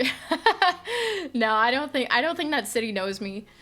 They were just very mainstream stuff. I would have been very surprised if I heard anything from me. Feels like the location wasn't remote enough. Yeah, but I mean, come on, it was the most remote place that they could find, I guess, decades ago. I don't know. We had to work with what we got. But yeah, there were some challenges like that, and 1 or 2 days, like the water went away and there was no electricity. Yeah, there were situations like that. But other than that, I don't know what else I could do story time of. That was pretty much it. The most remote place in Hungary is Salgótarján. Yes, this is what is exactly what I said.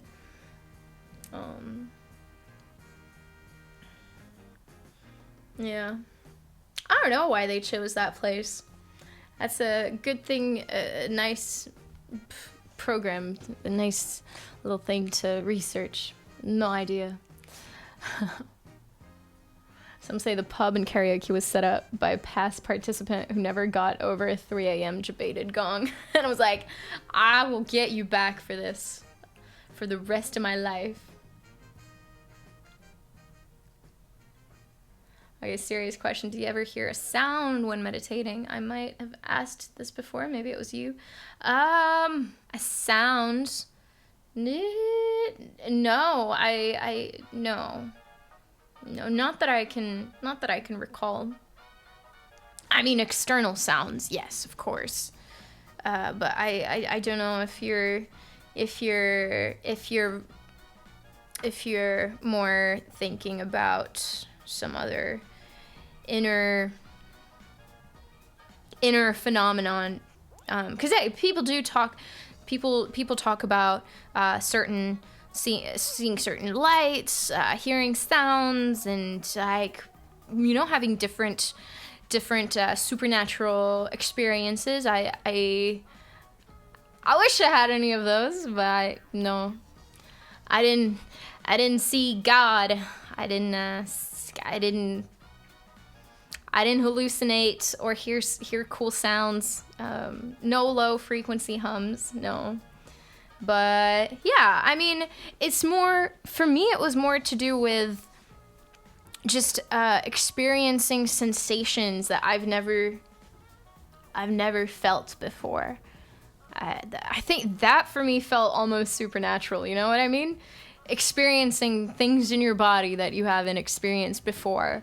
And yeah, just that, because I keep talking about this thing like free flow of energy that you get to, and then you're like, oh, free flow of energy, like that sounds like some heebie-jeebies, like I don't know, whatever mambo jumbo, and then you get to that point where so you have this one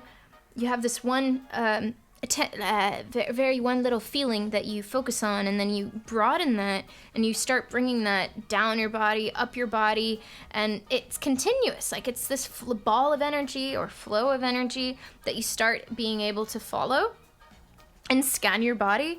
And once it's distinguished enough, you can divide it so you can move simultaneously on your body, so I can feel the sensations on both sides at the same time going up and down. And then, you know, like on your chest, on your back simultaneously. And then, you know, you can continuously move up and down and like follow it along without having any blind spots. Because a lot of people have blind spots where like I can't feel anything there at all for days. So after a while, the blind spots leave or get more and more sensational. And then once you feel everything on every little part of your body on the surface, you'll penetrate, which sounds like, wow, okay, deep surgery of the body. You'll penetrate your body and go inside. And then, you know, you're taking the flow, and you're observing the inside of your body. So like the scan is no longer on the outer parts, like the surface level, but you're going in, and it's so freaky because you like have no recollection of ever penetrating your own body through a flow state, you know? It just sounds so crazy. And what I know, Monka S big time. And yeah, you start going down, and I could feel, you know, when I was when I was in my shoulders, I could feel the tension because I have so much just these knots around my shoulders, you know. It's stress induced knots from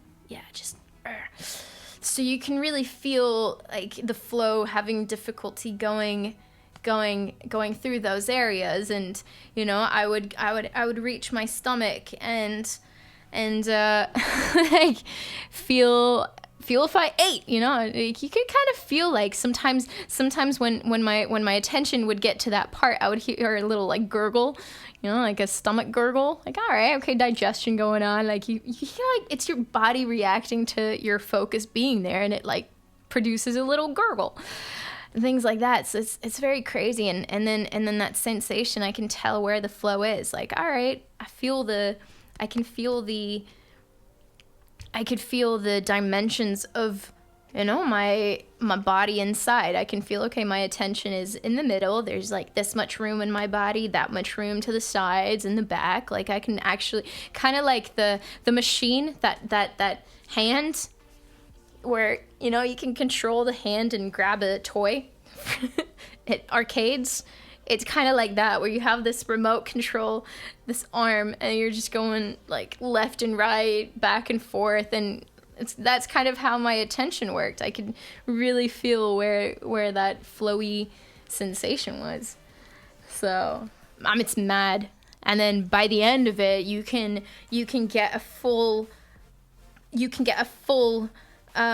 like free flow of subtle sensations from top to bottom. It's like taking a bucket of water and just like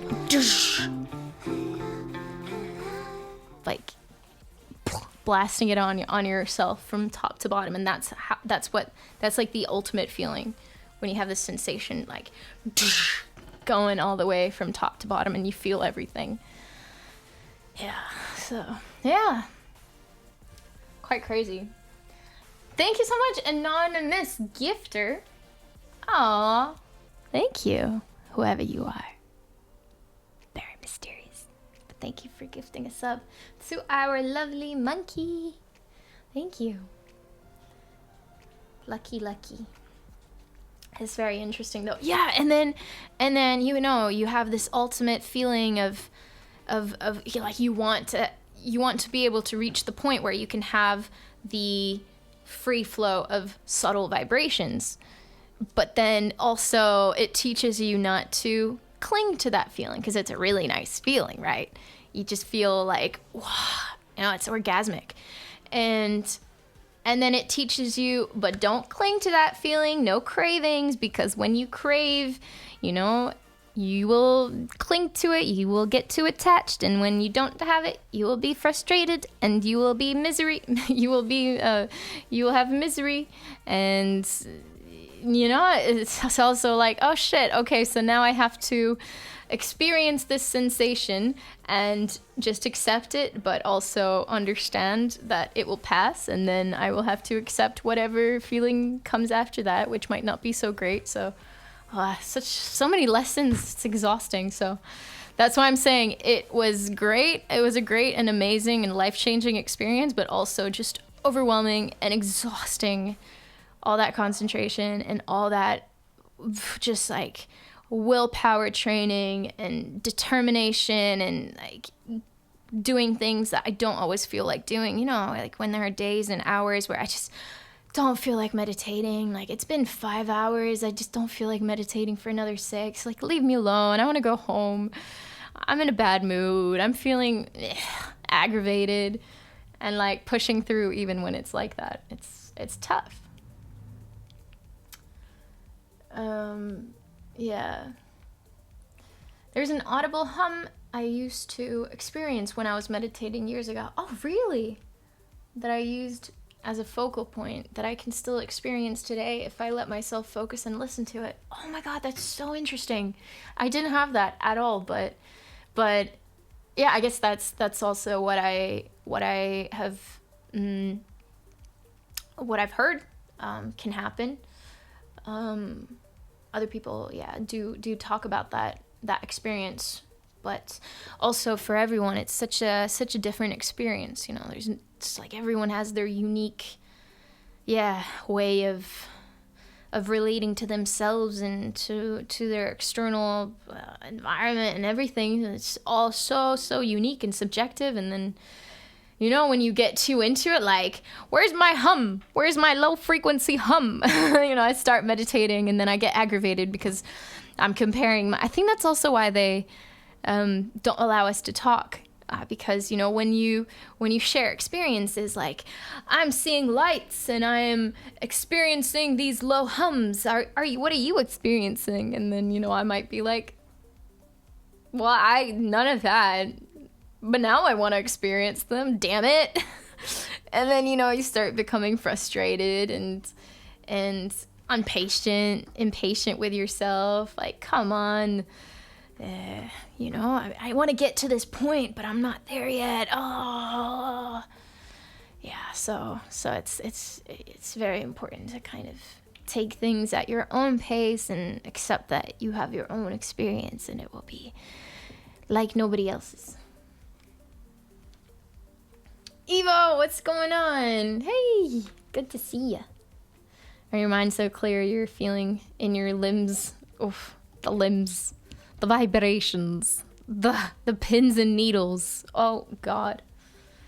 Yeah. Good to see ya. Nothing supernatural. It used to wash over me. That's not what I meant by supernatural, but just in a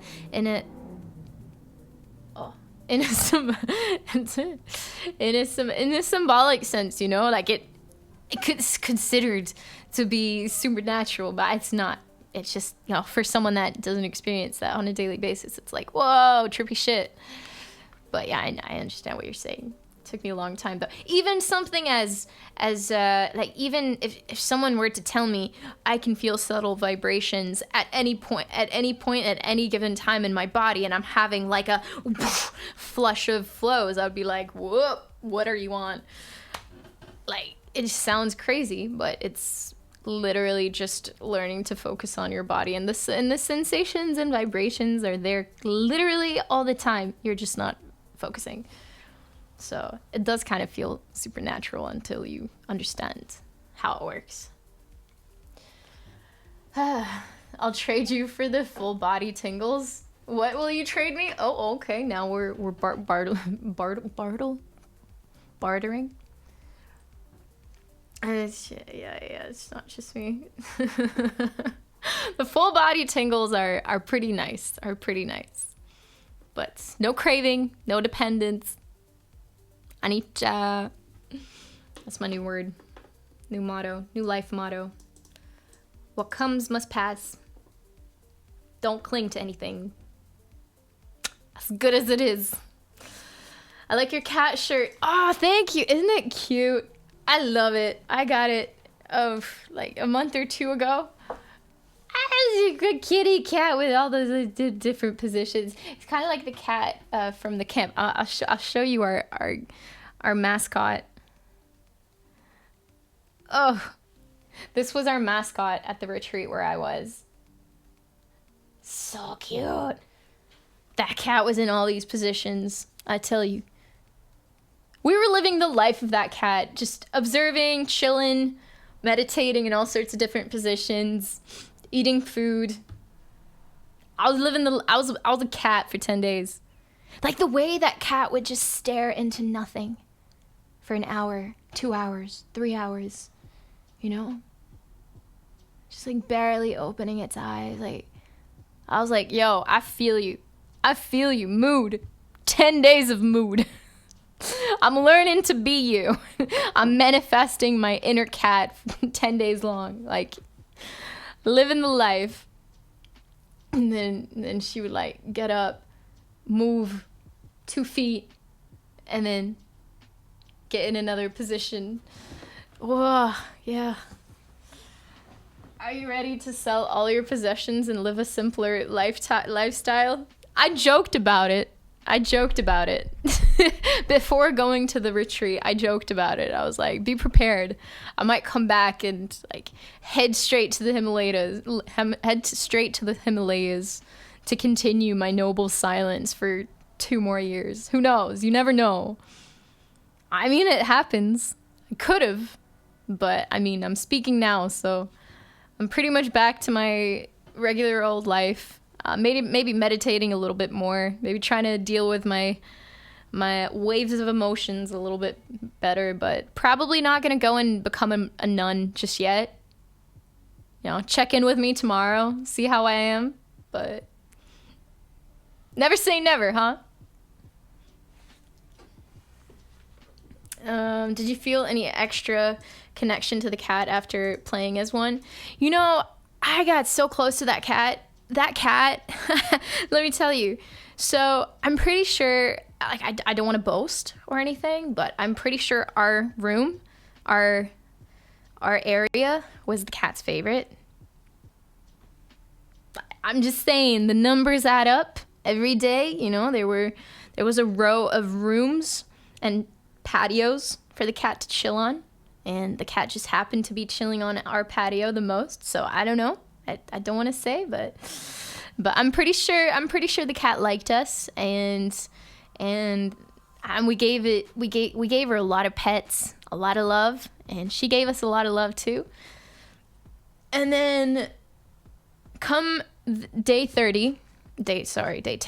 There actually is a 30-day Vipassana retreat, by the way. There's a 45-day Vipassana retreat. Madness. So 10 days later, noble silence is lifted. We're able to talk once again. And I'm having a conversation with one of the girls that was sleeping on the beds next to me.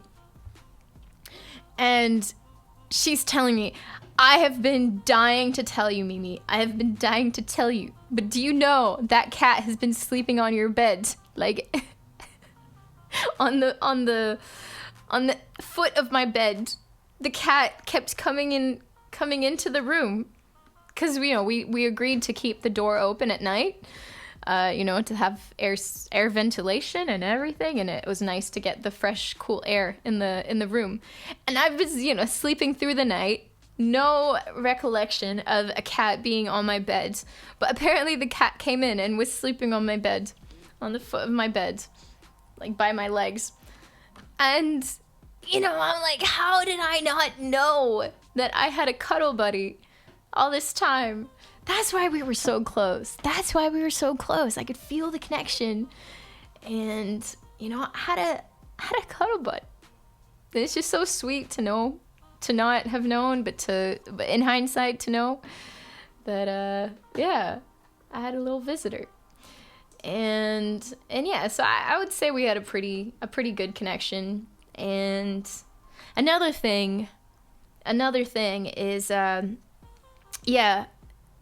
August 30th was also the anniversary of the day we put Pixie to sleep last year. And, I had all this fear leading up to the day that, it would be this really sad day. And, I just didn't really know I just didn't really know how I was going to feel the day of. And, it was kind of shitty to not be with my mom, not get to spend some time with her. And yeah, so the evening when I remembered, like, okay, this is kind of the hour that we put Pixie to sleep, I was having a conversation with one of the girls in one of the other rooms. So we were out on the patio, we're talking, and I'm in my mind, I'm like, oh, I really should be, like, I kind of want to go and be by myself and have this moment to think about Pixie, and yeah, I just want to go on a walk, but also I don't want to be rude. And leave this conversation, because I really was having such a nice conversation with this girl, and we were, talking about important stuff, and just, I felt like now's not the time for me to, like, just leave. So I was like, okay, be present and be here. And so I'm sitting at the table, and the cat comes up and jumps on my lap and doesn't leave for an hour and a half. And, that for me, I don't know, could have been a coincidence, but for me, that just meant so much, it's almost like, for me, the explanation was she knew that I needed a little being to be near me and to cuddle me and to just share this moment with. And so she just hopped on my lap, and she slept on my lap for an hour and a half, and I was petting her, and I just kept saying, like, I appreciate you so much. Thank you for coming here. Thank you for being here with me. And, you know, it gave me the confidence to talk to this girl about Pixie, and it was just so nice to have that moment. And it was so much more valuable than saying to someone, oh, sorry, we're having such a nice conversation, but I'm gonna go now. And I could have done that, but it was just, yeah, it came out even better. Cats are just awesome. They know, they really do. They know how all animals are like that. I feel they know when you need them. They can tell how you're feeling, and like, yeah, what the vibes are. And yeah, I felt like the cat knew. The real guru of the retreat was the cat all along. I agree. She knew all. Yeah, most of the cats can recognize a good person. There's a lot of knowledge to put on a cat, but I get it. You know, it doesn't matter what's true, what isn't true, but in that moment, it calmed me. It made me feel better. And at the end of the day, that's all that matters. I shared a nice moment with a cat, so who cares what the truth is? I really felt her energy, and yeah, that's worth everything for me. I like to see if you can make friends with the cat in this house. Maybe where you live doesn't even like its owner for no reason. I don't know if for no reason. I don't know the story, but I don't believe there is no reason for anything. Maybe you just don't know, or they don't know, or you know. But there's always a reason why a cat or a dog or any being, you know, likes or does not like their human. But yeah, can't really add much input to that, yeah, without knowing, yeah. But also at the end of the day, like there's cats that just don't care for human interaction whatsoever. So they're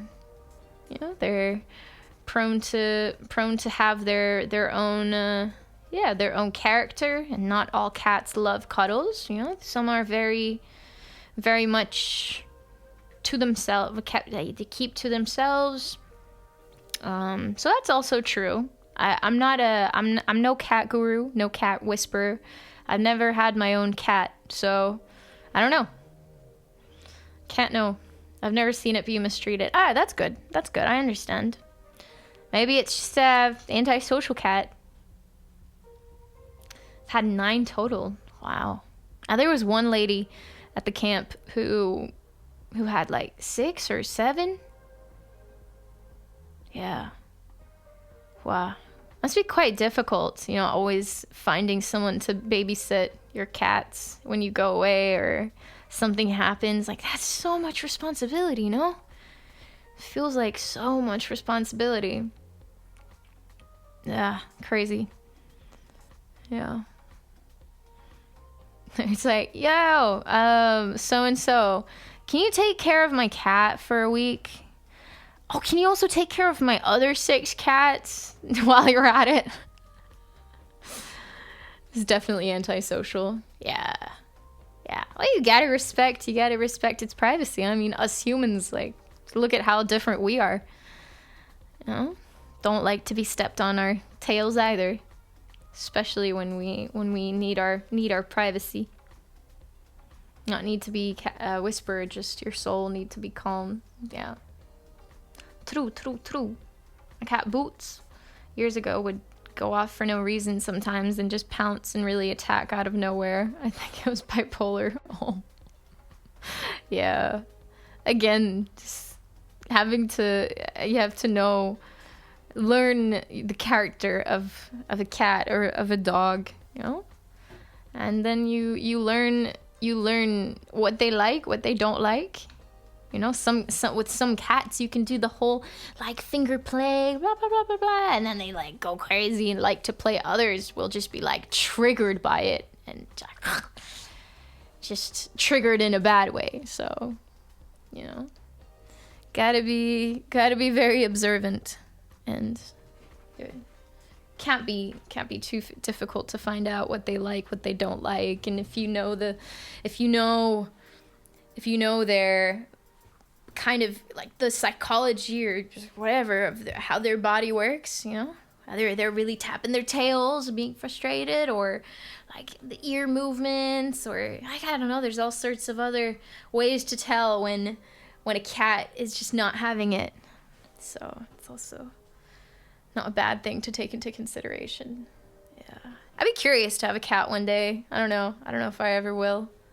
I feel like I could have a cat in this house. Because, yeah, like I said a couple times before, I'm on the ground floor. It would just be able to go off and explore during the day. So I feel like, yeah, in my current state, I would be better off having a cat than a dog.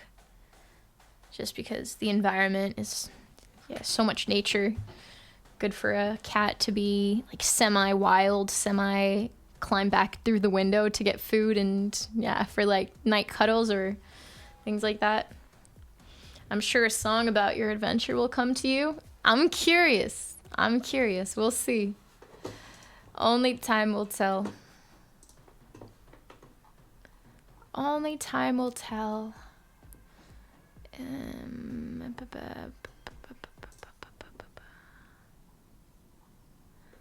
Oh, this is a very mix and match. Oh, because we're on Discover. A little bit of everything. I'll lend you one. One of your cats. Get the fluff my tail, bro. I mean, yes. Little kitty is nice to have around. I'm sure. Oh, they give so much love. So much love. Alright, I'm gonna take a tiny break. I gotta go pee and get some water. So I shall be right back. Don't go anywhere. Ambient. Hold on. American Roots Rock. This will work. No, I'll be here. I'll be here for a bit longer.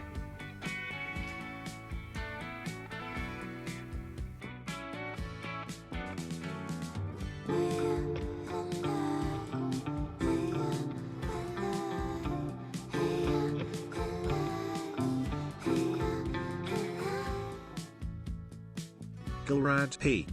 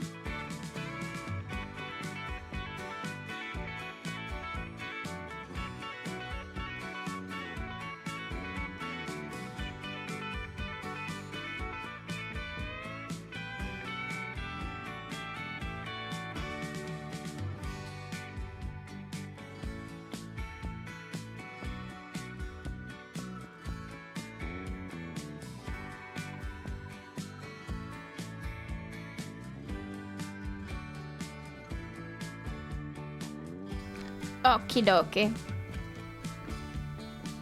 I'm back. You thought I was looking for a raid target for a moment there? No. No, I will be meeting my brother at 5:30. So I'm still good to go for a while. And yeah, no rush. Go already. By the way, thank you so much for the sub. Happy 23 months. I hope you're well.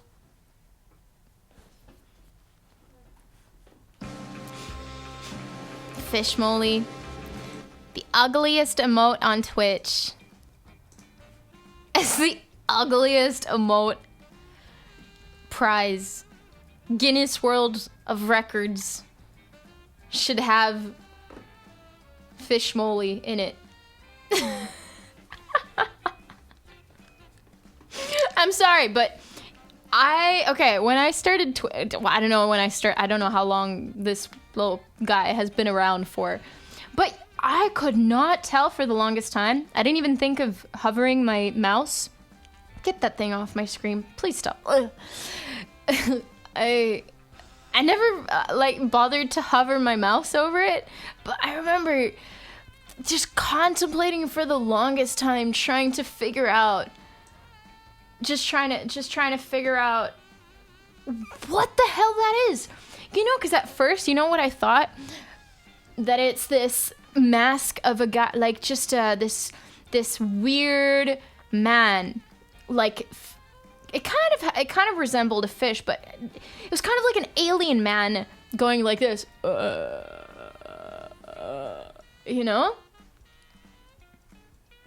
I thought it was a man, and then for a while I thought it was like a Star Wars, one of the masked Star Wars people, also in a weird thing. And then after that, I thought it was a plate of food, like disgusting food. I don't know. I went through a whole era of just trying to guess what the hell it meant and why people would spam it. I don't think I still don't know why people spam it. I don't know the meme meaning behind it, but holy hell.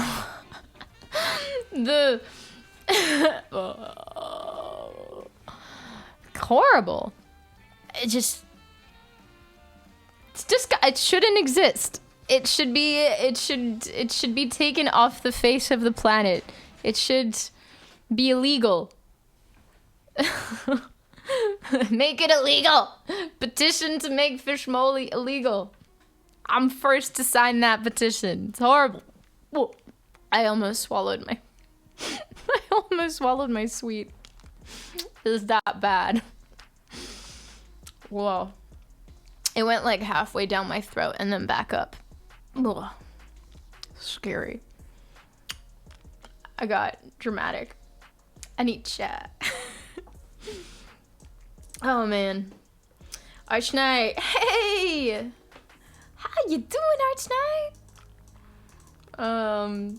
Protocol sign no meme activated. What? How difficult was it to re-enter? Wait, what am I doing? What? Oh. How difficult was it to re-enter the world? Good question. Good question. So the day when we were allowed to leave, when the retreat was over, I was the last one to stay at the camp. I was literally the last one. I was alone with the cat for a couple hours because the camp ended at like 7:30, and you know, a bunch of people who left with cars, who came with cars, and like they had their cars in the car park, they were the first to leave. Some people had room in their car, took some people, so the car people left first.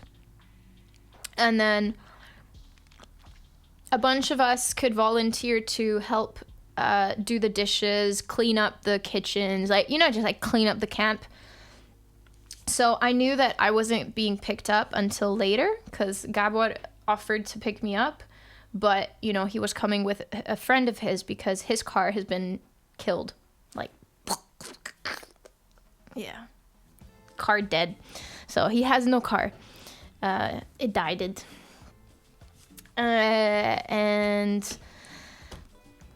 so his friend and him were, like his friend and they were coming to pick me up, but not for a while because obviously it's like a few hour drive and yeah, they are not early birds. So I was like, yeah, no, take your time. I'll be here. I'm fine. Like I've practiced patience, and yeah, just the fact that I would not have to meditate and just chill is like a big reward and kind of a nice nice way to not just go back into the world straight away. So I really didn't mind having to wait. Yeah, R.I.P. car. Very sad, actually. I never even got to say goodbye to that car, but, you know, things die. The motor, the engine got ruined, and it would have cost more to fix it than to buy a new car or get a new car, so it just wasn't worth. It's an old car, and yeah, it was just, yeah, no point putting in like ridiculous amounts of money into it, so he decided to, yeah. Anyway, so long story short, I stuck around and I volunteered to clean up. So I was in the cleanup committee for like an hour or two, and then after that, everyone headed out, even the people that, you know, left with buses.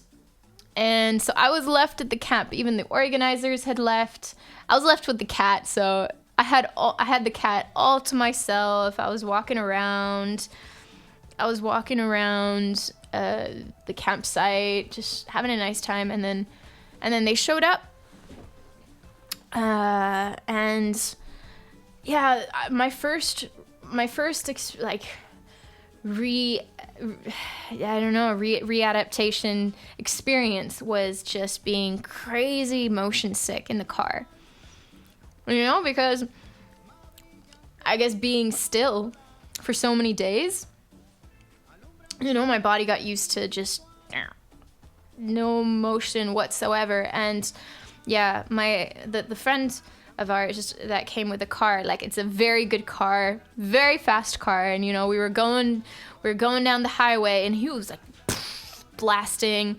And then I had to tell him to slow down. We had to stop at the gas station one time because I said I was gonna be sick.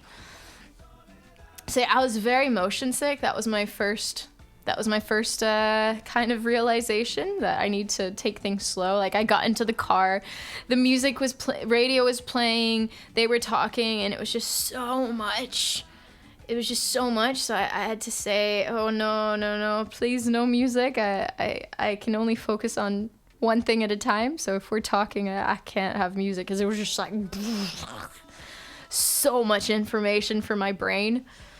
So yeah, that was another thing. No radio, no music. I didn't want to hear any music. And then we got back in the city. The girls that I was in a room with, no music. Music was annoying. It was bothering me.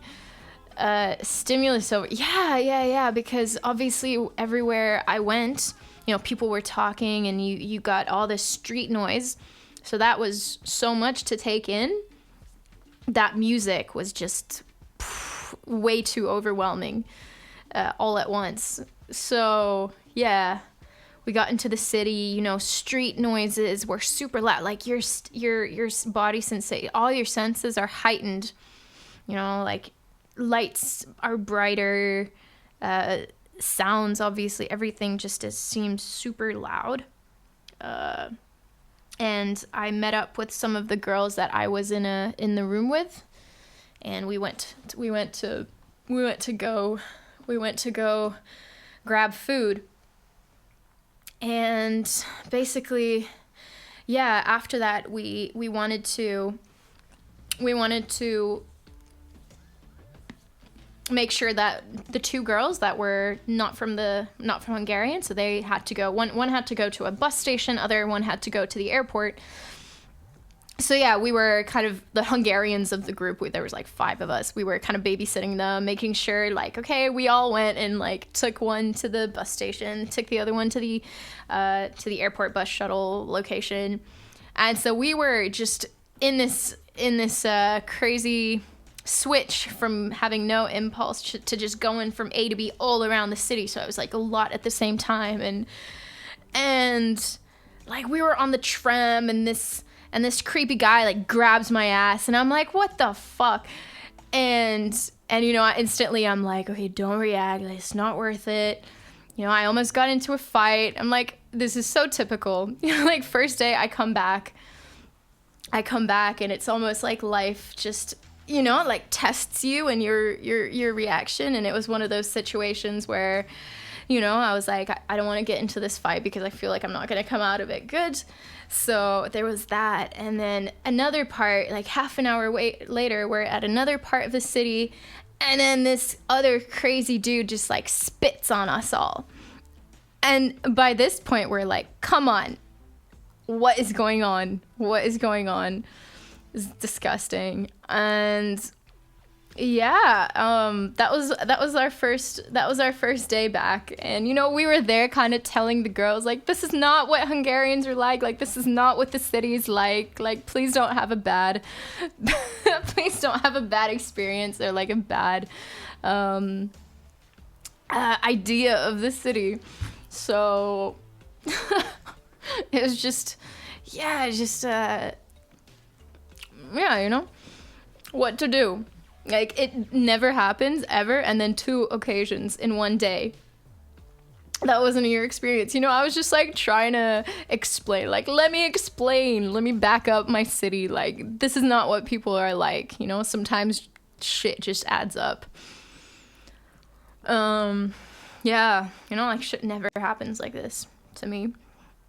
So it was very surprising to come back from this super zen place, and then that happened. So yeah, it was a lot. It was a lot for the first day, re-entering civilization and just doing a lot the first day. I remember I had phone calls. My team was, you know, obviously waiting for me regarding certain projects, certain requests, inquiries. So I feel like even now, like it's getting better, but it seems like I'm a little bit slowed down. And the first few days having to do stuff just took so much more out of me. It took me so much longer to get something done because it's just like out of that tempo. Yeah, so a little bit difficult, challenging the first few days, getting back into the rhythm of, like, you know, going back into slowing down and then going back to a very busy lifestyle. Like, obviously it's a big switch and you're not used to, like, sometimes, you know, when you're in the flow and you just like you're getting everything done and you don't even notice, like, you are on, like, you're living like 1,000 miles per hour, and yeah, you don't notice how fast your pace was until you slow down, and vice versa. It's a little bit difficult to get back into that rhythm straight away. So yeah, gotta be patient. In front of the rail station, some drunk cursed me and went away. I know there were some mental people, but this was the first encounter with them. Well, I'm glad you're safe. This isn't my city. I mean, shit happens everywhere you go. You gotta be careful. You gotta be careful and aware, and yeah. Do whatever you can to get out of any difficult or even dangerous situation. So yeah, but obviously we just like weren't prepared for it, just in a very different Just have been in a very different mindset, yeah. Hi Mimi, how are you doing? First stream back in a while, so yeah, just kind of updating and getting back into the flow of everything. Yeah, I'm gonna have a pretty regular month, a few shows. I'm gonna have a few shows. Going to Hamburg for the first time in my life. We were invited to play at a festival called Reeperbahn. I don't know if any of you are aware or I've known about that festival, but I'm gonna go play at Reeperbahn. It's a showcase festival and quite a big opportunity to just showcase your music as a musician. It's a big deal. You never know who's gonna be there at these festivals, at these showcases. It's supposedly the second biggest showcase after Eurosonic, and obviously it means that stakes are high, and maybe someone is there looking for bands and artists to invite on a tour or invite to their country. So we're hopeful, and you never know. Maybe nothing happens, nothing comes out of it, but maybe who knows what happens. So it's nice that we were invited, and we're gonna be there September 22, and yeah, if you are in Hamburg, come see us. Otherwise, I will probably do kind of something like in Wrocław if I have a couple hours to myself, or when we're not too busy. It would be nice to do an IRL stream from my phone. So obviously I want to do that, and I plan to show you guys around Hamburg if I am able to do so. Wish you good luck at that showcase. Thank you, Runner. Yudos, yeah, hi. How you doing? It's only a matter of time until that world tour happens. This is a world tour now. Is there a mosquito in my house? I had a mosquito bite. That's what's been itching at me. Hey, Albrie! Happy 31! Happy 31 months. Thank you. Did your bandmates reach out to you and joke about your retreat? Of course. Nothing but the trollage and the jokes. But I was prepared for that. Same things, the same things you would expect. Like, so are you a monk now?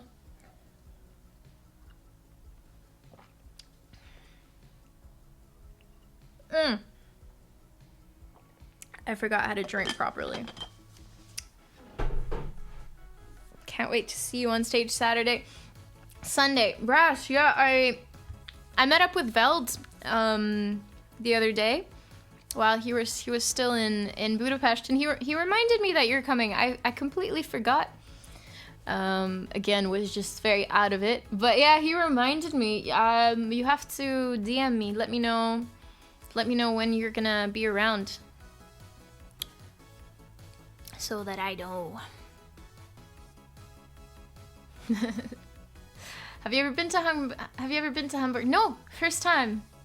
It's one of my favorite cities. I was having a conversation with a good friend of mine the other day, and she was telling me about how just beautiful Hamburg is. Like, the architecture is really nice, and the bars and the pubs and all of that. I never would have thought, but yeah, it's a little bit of an underdog city, underappreciated city. Apparently, I don't think I even have seen any pictures of Hamburg, but now I'm even more excited to go because I've just been hearing so many good things. Some people even went as far as to say it's better than Berlin.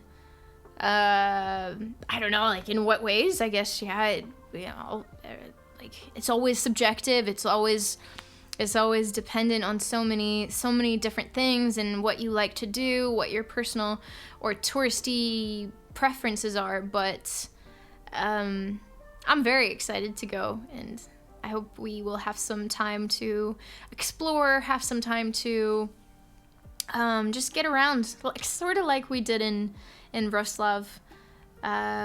It was very nice to even just have 2 hours, or maybe it was just an hour or two, to explore the area and go looking for those little gnomes in Wrocław. That was so nice. Do you still have your finger calluses? I have to work hard at them. Nah, not really. They're a thing of the past. Oh, thanks for the reminder. They're gone. Maybe you can see a tiny bit. See? A tiny bit on the end. But kind of gone. I have to work so hard at getting them back. Woo! Yeah. Well, it's life. There are many musicians in Hamburg. Yeah, I bet. I look forward to also just seeing some other performers at Reeperbahn. Yeah, I'm sure it's going to be very interesting and, yeah, a new experience. We don't travel much with the band, but it's very nice to have even these invitations and to get to showcase our music in a new place. So, well, smooth fingers. Yeah, I'd rather have the calluses. We'll see when I start playing music next stream. Yeah, it's gonna be tough. I don't know how long I will last. I will have deep wounds for several weeks. Have to get them back, but that's how it always goes. You gotta work, and work through the pain to get the nice thick skin again. But I mean, there was no way for me to keep it during my retreat. Hamburg is nice. I am hamburger. Is that what people say? That's hilarious. Kind of like how we call ourselves hungry Hungarians. That's hilarious. Hamburger. Be right back. Embracing my inner hamburger for the next 3 days. That's gonna be it. Amazing. Hamburger. So genius. I mean, not for you guys. For you, it's just like, ugh. Of course. But yeah, I thought Hungarians would be offended by hungry jokes. I mean, people who are prone to be offended will be offended by anything and everything. Like, it's just how it goes. But I mean, yes, it is, you hear the same joke over and over again. Maybe it's a little bit tiresome, but depends on the circumstance and, who says it, in what tone. It really depends. Depends on that. Are you drunk? Are you not? There's a football team hamburger too. I love it. Yeah, it's a 12-hour car trip. We will be taking a bus. Part of the band will be taking a bus. I mean, we missed all your stream. Could you please start again? Yes. I have all day. I do not have all day. I have to head out at some point. But there is the VOD that you can watch from tomorrow on YouTube or the VOD channel. Yeah. I guess now's a nice time to say, yeah, if you guys are new to the channel and you missed stream like Michael did, if you go on my profile, you have a link to the mod page, a VOD page, where all the past broadcasts are available 24 hours after the broadcast. So you are not able to watch the stream for 24 hours. I can't talk. 24 hours, but after that, it's available on YouTube. It's available at vods.cyanoate.com. Yeah. So, yeah. What was I saying? Yeah. So it's a long drive, and we're still trying to.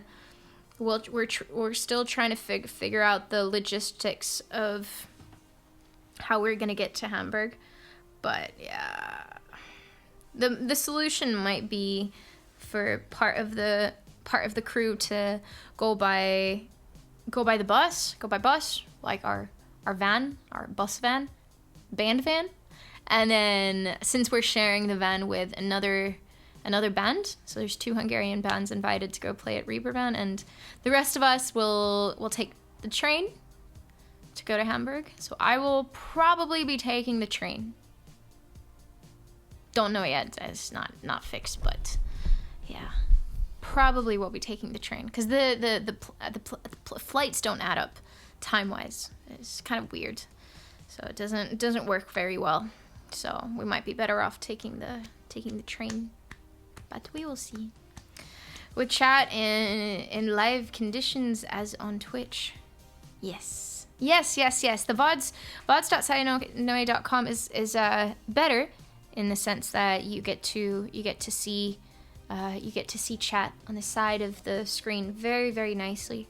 Shout out to our mod Aeon for putting that together, and Ras for making it beautiful. Yeah.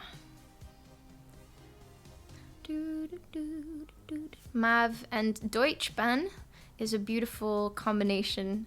Deutschbahn. Oh, is that the... I don't think I've taken that one. But yeah, Mav, I don't take the Mav very often, so sometimes when I do, it's a nice experience, and you get the good modern trains, and then really no problem. But yeah, the older ones not so comfortable. Sometimes late, sometimes very late. Sometimes no air conditioning, no heating, but the modern ones are cool. Those are comfortable, and yeah, no problem. But yeah.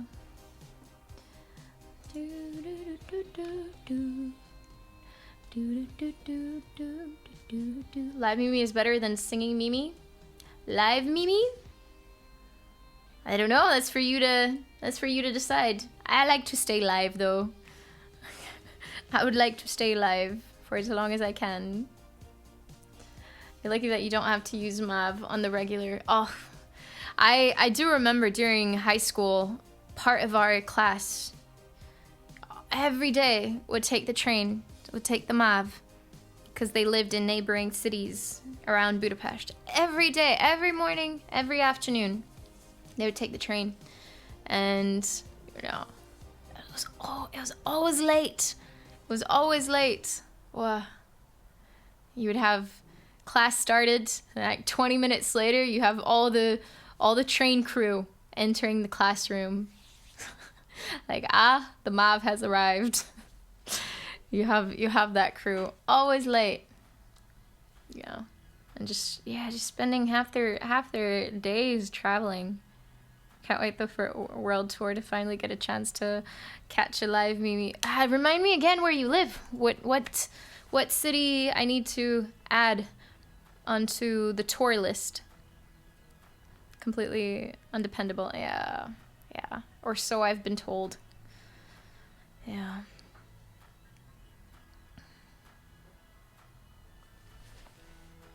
Hey, Problem! Good to see you. Good to be back. Hope you had a nice break. Ups and downs, but yeah. Lots experienced, lots learnt.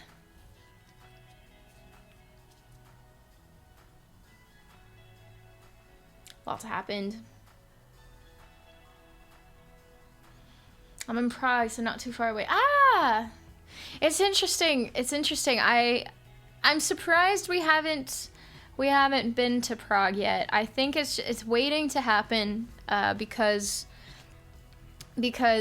on Spotify, I think if I look at my statistics, Prague is up there. It's one of my top cities.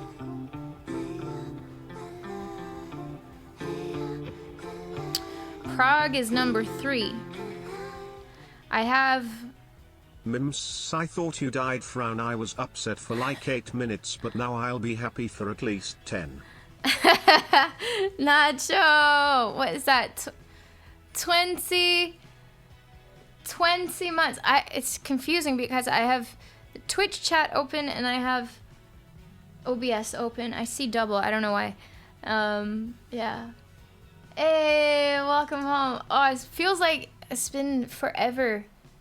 Feels like it has been forever, but yeah, it's good to be back. It's good to be back. It's nice to see you guys haven't forgotten about me completely. I thought I would be alone, forsaken with my cat's entourage. But yeah, it's good to hang out. It has been a while.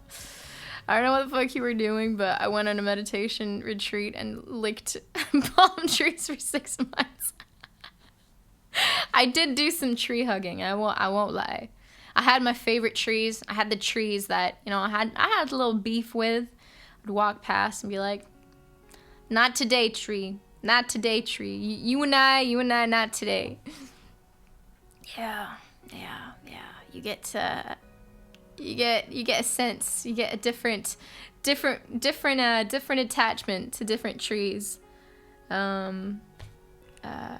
I had my favorite tree. I had my least favorite tree. It's not fun sitting under a pine tree. I will tell you that. It's not comfortable. It's not comfortable. Even though pine trees are beautiful, can't sit under them. How annoying. Why you gotta have such pointies? Why you gotta have so much pointies? I can't sit under you. We had some beef there. I was drawn to the tree, and once I would sit under the tree, I would big ouchies. Not good, not fun. So yeah, not that tree. Yeah.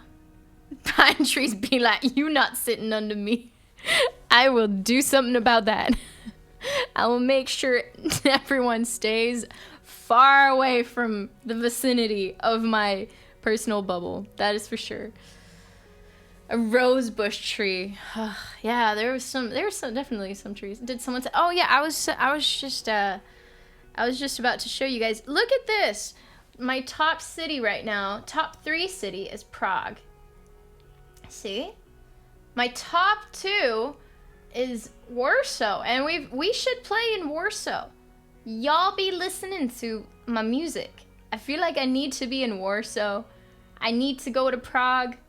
Well, London is saturated as fuck, so I don't know. London is, much more saturated, so I feel like 200 there is, doesn't mean as much.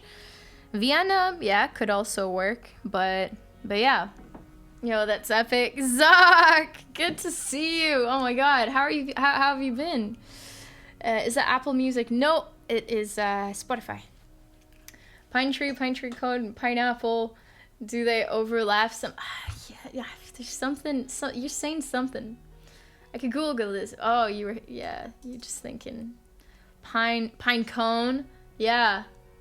Yeah, you're right. Nothing to sleep or sit on or, just introverted pines. Pineapple. What else? Is that all? Pine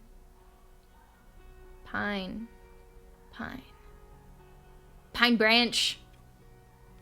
I don't know if pine branch bites, but it's possible. Don't come near me. I will bite you. I will poke you. I will bite you. Get away from me. Leave me alone. I like my space. Love you. Love my space more.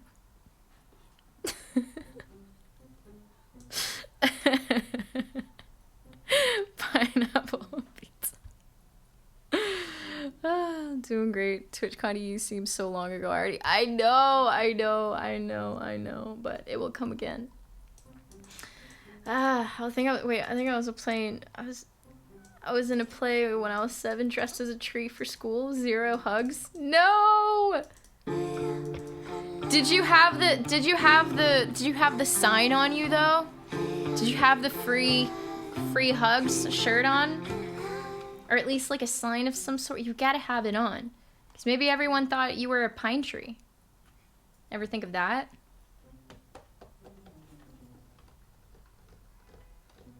Streamer goes very well for 2 years and finds Zen self returns with London is saturated as fuck.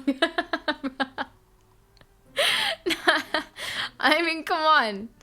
Just stating facts. Ras, thank you by the way so much for gifting a sub to Pine Brands. Thank you, Ras.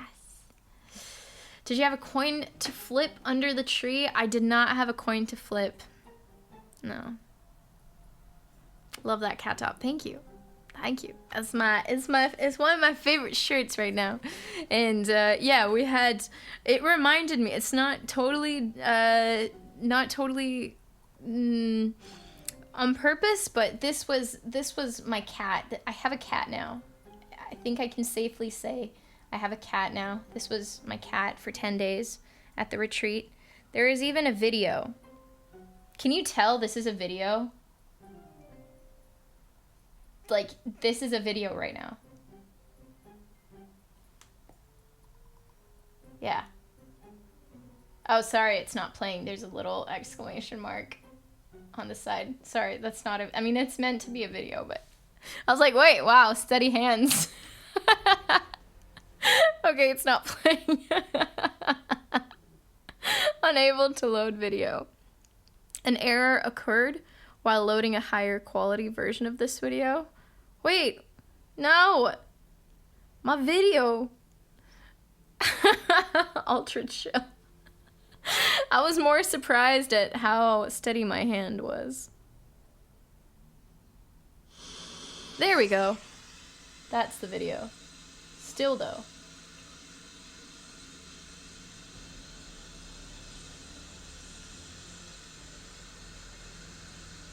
Ultra chill cat.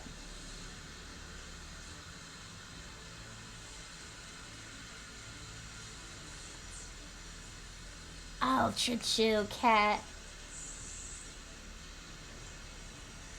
Chill cat. Still chilling. And then like 2 seconds later, it was in my lap. Lap cat. Not focusing. Lap cat. Lap cat. Lap cat. Cheater. Oh, the name of the cat? Yeah, I don't know. We never gave the cat a name because we weren't talking. We couldn't talk. So, yeah. Maybe everyone gave it a different name. Who knows? Oh no, I gotta change this, I'm going into war soundtrack. I feel the urge within me to, like, start a revolution right now, so. It's interrupting my zen.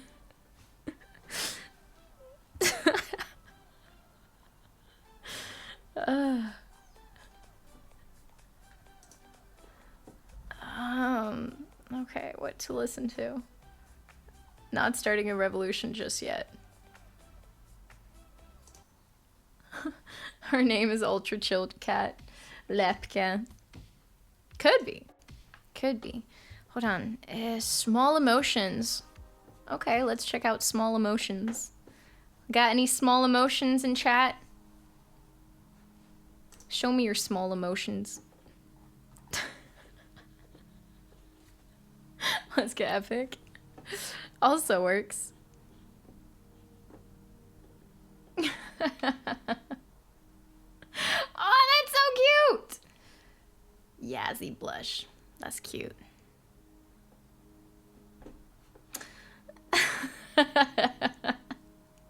Small emotions is my WWE wrestling name. I like it. I like it.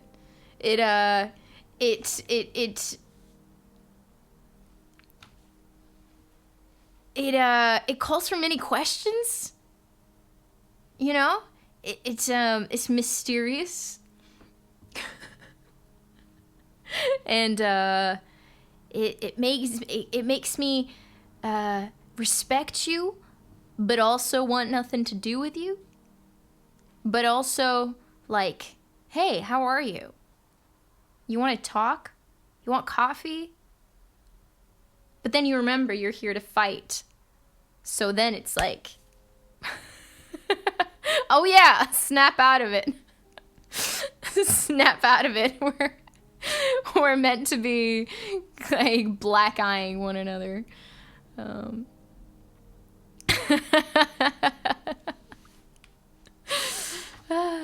Yeah. So the story goes. I love you from 27,000 miles away. Getting their heads way too much. Yeah. Wrestling. I never watch. I know nothing about wrestling. But yeah. I hear there's drama. Like hella drama. Hella gossip.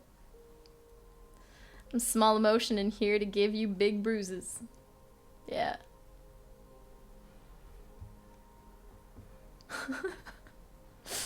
Exactly. So yeah, it's been crazy. We got a little bit of celebration to do later on. Plan is to stream on Wednesday. I'll be back to doing music on Wednesday. A little bit later in the afternoon. But of course, you guys are welcome to join Discord to check out the schedule. I'll be streaming at 4 p.m. CE. We still in ST, are we? Yes, we are. Streaming at 4 p.m. CEST on Wednesday. Gonna be doing some music, and then on Saturday from same time as today, 1 p.m. CEST, I'll be doing a little bit of a celebrating. Because the channel is 4 years old and counting. We are old. We are so old. We deserve to be patted on the back and talked to in a calm manner. Our hearing is not what it used to be. But neither are our nerves. Speak to me quietly and gently. I'm old. Did you talk to your plants on your return? I did. I gave Gabor my keys. He killed half my plant, but he tried. He tried to keep them alive. Yes, not very successfully, but you know, effort was made. Slee is still alive though. I think he overwatered most of my plants, so apparently, chaos was very much present. He mostly just killed my cactus, my sheep cactus. You guys remember Sheepy? I don't know what name we gave this guy. Remember him? Remember how luscious his hair was? He's bald. I come back and he's swimming like to the brim with water. It's a cactus, and I remember like telling him, you know, you water him and then you have to like pour out all the excess water, because poor guy like to the brim. And all his hair falling out on the counter. And I was like, no! And he's like, I tried! Small, thin hair cactus. Yeah, so he's trying. I don't know if he's gonna make it. But I mean, he seems all right. He seems like he's meditating. He's all right about it. He's like, you know, still got some hair. What to do? Life comes, life goes, hair falls out, you know? Just here to vibe. Just here to be part of your tribe. Just here for the zen, man. Just here for the zen. Look at my luscious hair. Changes, but it's still there. So, yeah. Who knows? I'm trying to dry him out now, and then we'll see if it works.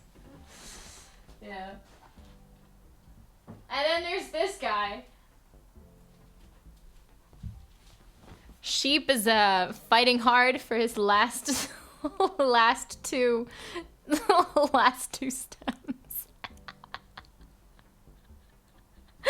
He's trying. I'm like, stay strong. Like the last two little tails. I came back, it was all falling out. But these two are fighting to survive. He's got two little tails. Yeah, so you know, things been happening, but Slee's thriving. Slee's thriving. Yeah. Can you see Slee? Slee's over there.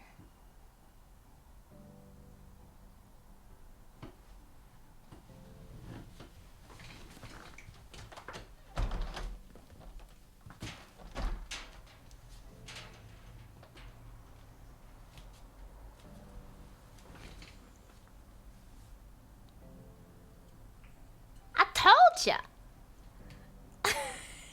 He's going places.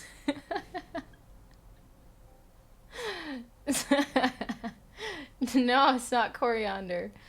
That's this is Slee Jr.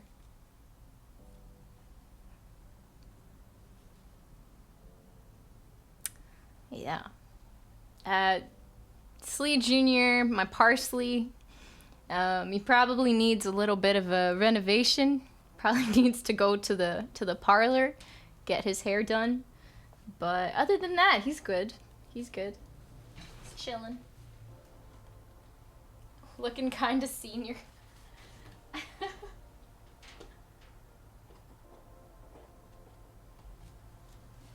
Yeah. Slee Jr.'s got a whole family. Gertie? Gertie's good. I haven't been outside, but I've said hello from afar. Gotta go see if Gertie needs a little touch up. Looks like celery leaves. My parsley looks different. Does it? I mean, there's different kinds of parsleys. There's different kinds, but yeah.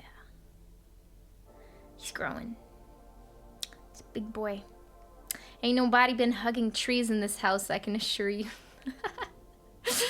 And what else? Oh, this guy's growing. Very happy. He's got two new little boys popped up on the side. So yeah. Have you practiced your guitar since the retreat? Wonder what you would feel like. I am anxious about that.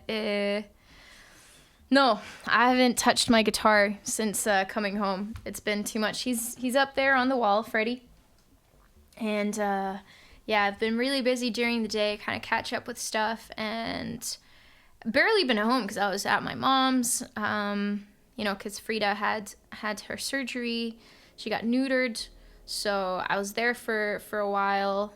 Yeah, and yeah, just been catching up. So I think either today or tomorrow. Well, tomorrow I'm gonna be at the studio, so we'll see. We'll see when I want to practice a little bit before stream on Wednesday, but yeah, we have to be patient when away from our it's like doing sports and then stopping for a while. You have to be very patient while your body readapts, and you know, I might not be able to do hours and hours of playing for the first little while, but I hope to get my calluses back quickly. When I was a kid, there was this thing called Chichko Trevchko. Uncle Grass, closest translation, and you water it and the grass and oh, of course. Yeah. Like the pothead. Wait, I need to add to that. Plant. The pothead. This one. Yeah? Wait. Oh, wrong button. Where is it? This one. The pothead. Oh, no, not that one. This one. This is what you mean. Pothead plant. This is what you're talking about, yeah? Like a chia plant. Chia pet. Yeah. Oh, they're adorable. Yeah, we made these. Oh, with the big nose and everything. Oh, they're adorable. If you missed out on making one of these as a kid, get one. Redeem your childhood. You can get them at every plant store. And it's just so cute. You grow into 14 days. You don't even have to wait too long. Don't be embarrassed. Everyone does it. Get yourself a pothead. Get yourself a pothead today. Not to be mistaken by becoming a pothead. Get a pothead. Don't be kids out there quoting me. Mom, Mimi told me to be a pothead. And that's what I became. The lady told me to be a pothead. Lady on the internet. It's all her fault. Chia grass, also good to eat. Yeah. And then, you can give him a little hairstyle, a little hairdo. Kids quoting you equals pen. Oh, yeah. Incoming Friday quote. Oh. This is how these things happen. Now I know. Because every time Ben makes one of these, I'm thinking, I never said that. Lies. Quote me. I prove it. I did not say that. And then he's got a time frame for everything. It's always true. I'm like, oh, okay, all right. So that's what happened. So that's how that went. How is the godson? My godson. I'm gonna see my godson on Thursday. I haven't seen him in a month and a half or something. It's been way too long. My cousin has been busy. They've been going to a few festivals. She's been having some they've just been, traveling, doing their thing. I've been traveling away on my retreat, so I actually haven't seen them in quite a while. Maybe not a month and a half, but like a month. I think a month. I haven't seen him in a month. He's probably gonna be so big. He's saying words. So my cousin has been sending me videos of him practicing my name. Mimi.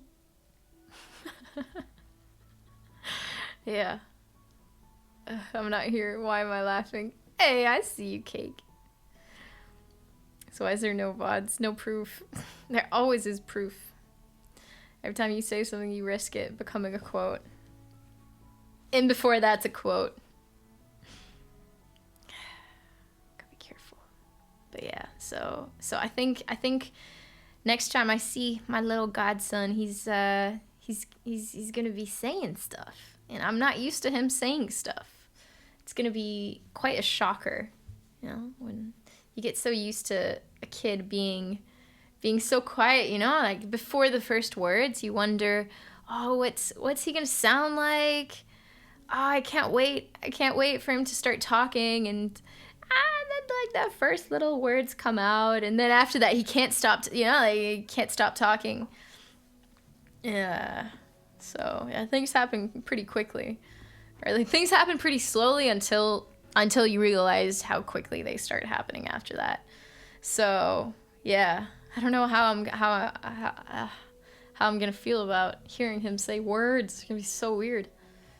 Can't stop, won't stop, exactly. So we're gonna go out for a walk. They're coming into the city, and yeah, we're gonna hang out, spend a few hours together. Can't wait. I heard Photograph and thought of you this weekend.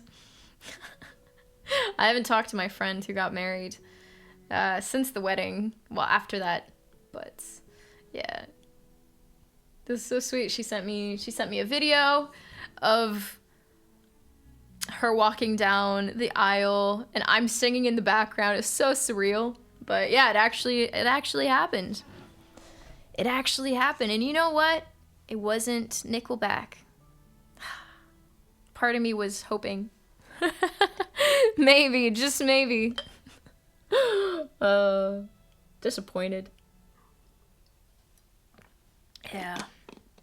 I hope there will be a use for me having a proper recording of Nickelback. For those of you that don't know, a friend of mine got married, and since I couldn't make it to the wedding in Spain, she asked me to record Photograph, because that's like their song.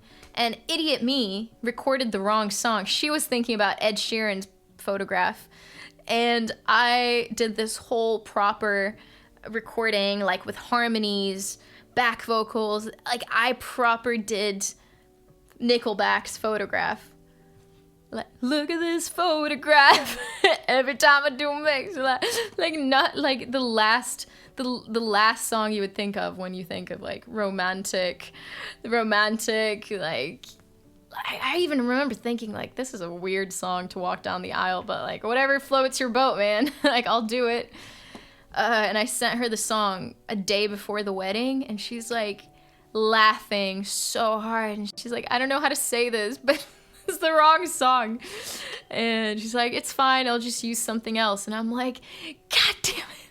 Shit. Well, I have to do it. Challenge accepted. And within that day, I sent her another one. I did the right song. I didn't even know how to sing or do the, like, I didn't even know properly how to sing Ed Sheeran's version, but I did it. I pulled through, and I sent her both, and I'm like, all right, here you go. 2 versions. So much stress, all because of my bad comprehension. So if anyone is planning to get married and wants to walk down the aisle to Nickelback's Photograph, I got you. Hit me up. 2 for 1 deal. Honestly, yeah. 1 for your wedding, 1 for your one for your funeral. Yeah, that went dark. Yeah. 2 for 1. I mean, yeah, it kind of works. Here's to life, and you know, 1 for original version, 1 for the parody version. That's what I sent you for the retreat. What? That's what I sent you to the retreat. Ah, yeah. Life is too much. I gotta go meditate on this, on my life choices for the next 10 days. Be right back. Maybe. Or the Imperial March. Oh yeah. My brain always confuses the wedding song and the Imperial March. And so when my cousin got married, and I was the maid of honor. This was like during COVID, so only 4 people were allowed inside. People getting married, and best man and maid of honor. Yo, Legion, thank you so much. Happy 29 months. So when my cousin got married during COVID, like 4 of us were inside, and she's like, hey, can you sing something? Like, you know, we're gonna walk in, it's like only the 4 of us. And idiot me, like, starts humming the Imperial March, because I got it wrong. And yeah, me and weddings. Luckily for all of us, they are big fans of Star Wars, so it actually worked out better than going just with the wedding song that everyone else uses. And what's the other one? I don't even know what the wedding. It's a kind of. It's so similar. My My brain's just like potato, potato. This one came to me first. Like, we'll go with this. We'll go with this one. Shit. Well, I mean, everyone laughed, so I guess yeah, it worked out. It worked out all right. These stories make me want to invite you to my wedding. I mean, no promises. I don't know what my brain's gonna concoct, but yeah, I'd be honored. Yeah, no promises. I won't. Offend you by singing the wrong song. Don't take it personally, and we're good. But my heart's in the right place most times. Even if my brain trolls me. Anyway. Yeah. Definitely should be my wedding march. Yeah. I mean, yeah. People get quite creative with their wedding songs. Yeah, the last wedding I went to was during Seagate. One of my other friends was getting married. I don't even know. It was definitely not the typical wedding song either, but something else. I forget. I have to ask. These stories made the memories of the wedding even sweeter. Maybe. I mean, you've got to have a sense of humor, and you gotta not take, like, if you're not taking things too seriously, then for sure it adds to it all the more. But it depends on just what you're going for, what mood, what vibe. Because there are people that tend to just have a very specific and very detailed expectation of how they want a certain day to be, and it can be hard to let go if it doesn't go that way. So unless you're very hooked on just having things happen a certain way, then yeah, it's funny. Luckily, I've never been in that situation where it was like too awkward.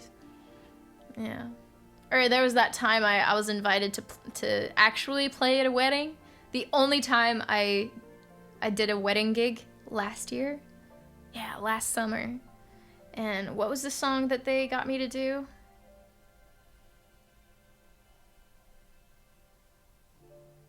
Was it Maroon 5, She'll Be Loved? I think it was Maroon 5, She'll Be Loved. I'm not sure. I forget.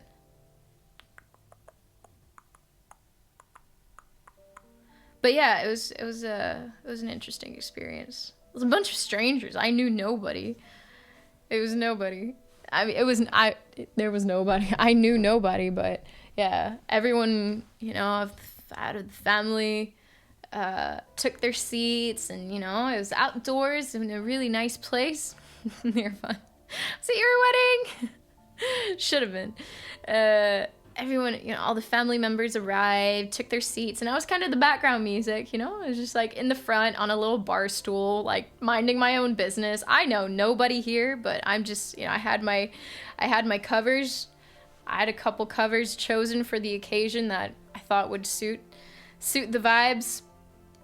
And yeah, and then when it came time for the walk, then I think I played She'll Be Loved. I don't know what I played. How can I have forgotten already? I don't know. I think it was She'll Be Loved. I'm gonna meditate on this. Go deep into my memories to remember. But yeah, that was also an interesting experience. Luckily, no Imperial March. I think that would have been a little bit awkward because they didn't even know me. They just paid me to play some appropriate music, and it was very nice. And I know the sister of the bride organized everything, and she was super stressed out for everything to be perfect. So maybe the Imperial March and that under those circumstances would not have worked as well. But yeah, Good times, good times. All right. Well, I think I'm going to wrap things up for today. It's been fun. I am glad to finally be back. I've been waiting to finally just, I've been busy with some good stuff, fun stuff. But it's good to be back and, yeah, have some streams to look forward to with you guys and a little celebration to come on Saturday. So, yeah, stay tuned. I wish you guys a good week. Good month, whatever you're going to be up to. And, yeah. Join Discord if you haven't already done so. It's where we stay in touch off stream, and it's also where I put my schedule up each week on Sundays. So yeah, good to catch up with y'all. Looking forward to it. Yeah, it's gonna be fun. Yeah, or we're gonna go look for someone to raid first, and then I'll head out.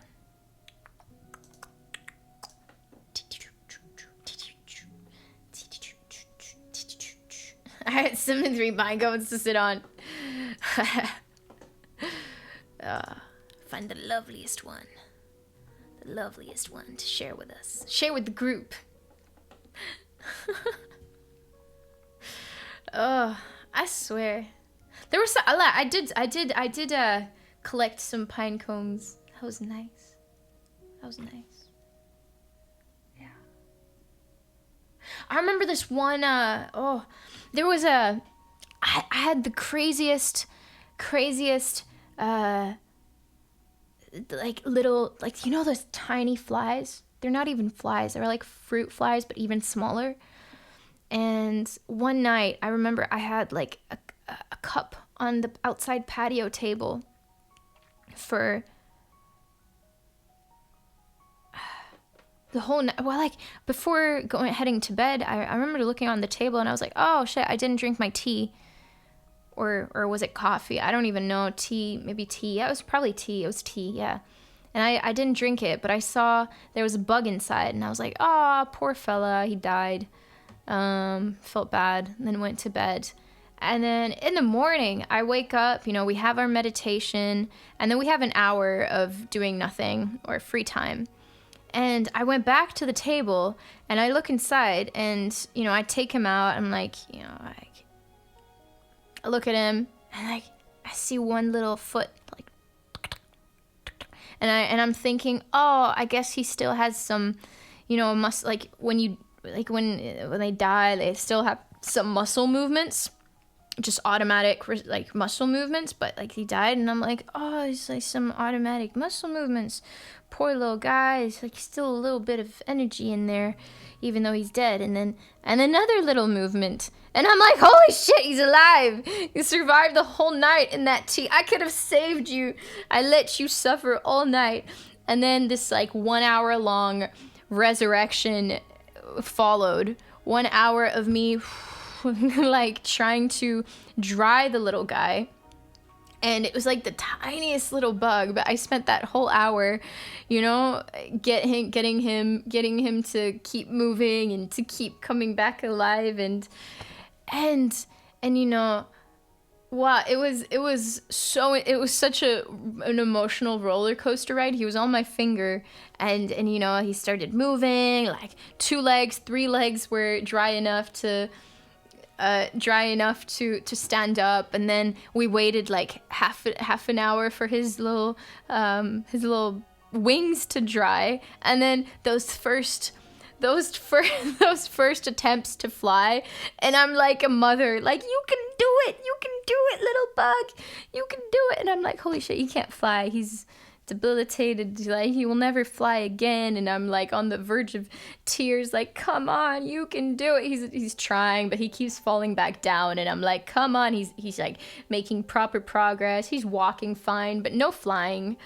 And then yeah, and I'm like, I gotta go soon, little guy, I want you to make it, I believe in you. And then out of nowhere, he flies off. And he's gone. And like, you know, he spent the whole entire night suffocating in my cup of tea. And then he makes it. And then an hour later, the rain, and I'm like, I hope you made it. I hope you found shelter somewhere. Otherwise, and I remember it started raining like crazy, and I'm thinking like, I wonder where my little bug friend is. I hope he found safety and shelter, and like this retreat. It was a roller coaster of different emotional rides. It was different emotional rides. And the whole 10 days I'm befriending little bugs and creatures. When am I not? But more so than ever over these 10 days. I got to know all the grasshoppers, all the little spiders and other insects, ants and whatnot. And then day 10, day 11 actually, when everyone left, I was there alone waiting for my ride, like petting the cat, the camp cat. And then the lawnmower guy started mowing the lawn. Yes, mowing the lawn. And my thought is like, no, the grasshoppers and the spiders and all my little friends are there in the lawn, and I'm like, run! This is crazy. Like, all of a sudden, this machine is my worst enemy, and I'm just thinking, I just can't stop thinking about the ecosystem in, over the 10 days, the grass grew to be quite long, quite tall, and yeah, I just felt so sad, and I was rooting for all the little bugs to have hopefully escaped the mean mower. Never mind. You know what I mean. Yeah, so it's the different connection that you start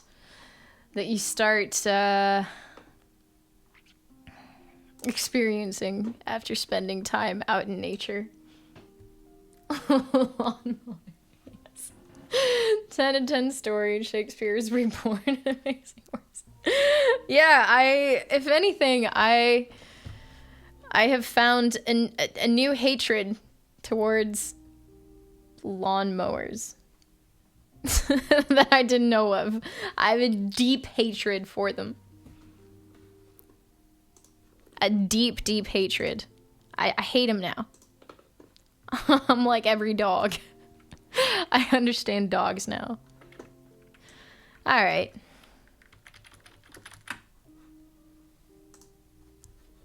Let me find someone to read.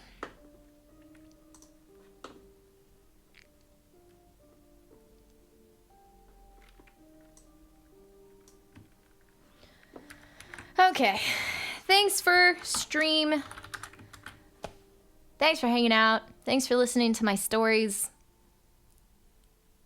I can't wait to play some music as well next stream. But yeah, it definitely was nice to just ease back into stream and have a chill chat with you guys. I hope you had fun. I definitely did.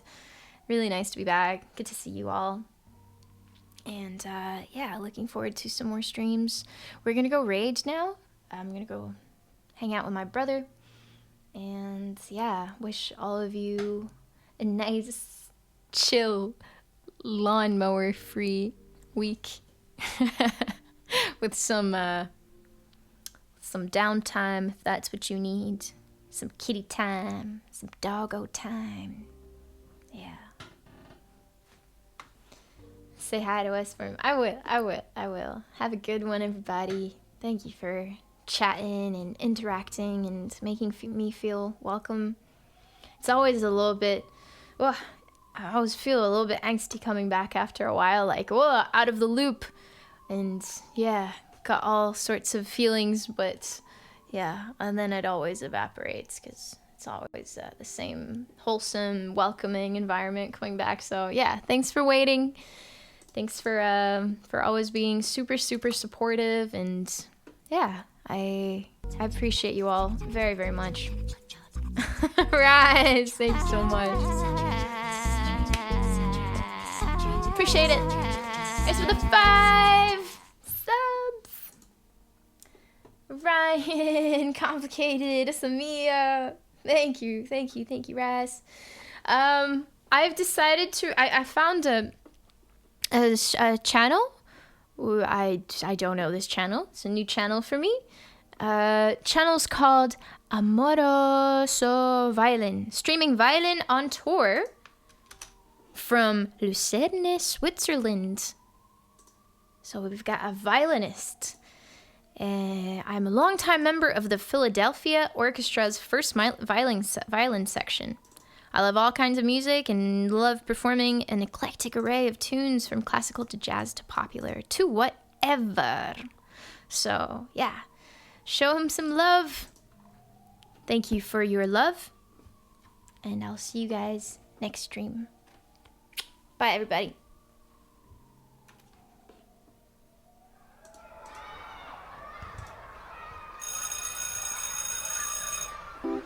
Yes. Yes. Love to the mods. As always. Mwah, mwah, mwah. Love to you all. New friends, old friends. Love to the community. Any new members, old members. Bye, Elvery. Bye, Ben. Bye, Black Dragon. Bye, Rise. Take care. Complicated Art Tool. Take care, everybody. And you had so much fun. Bye, Borky. Take care. So much fun. And now we say goodbye. Bye. Goodbye. Bye, Nirvan. Bye, Ochi. Goodbye. Bye, Sierra.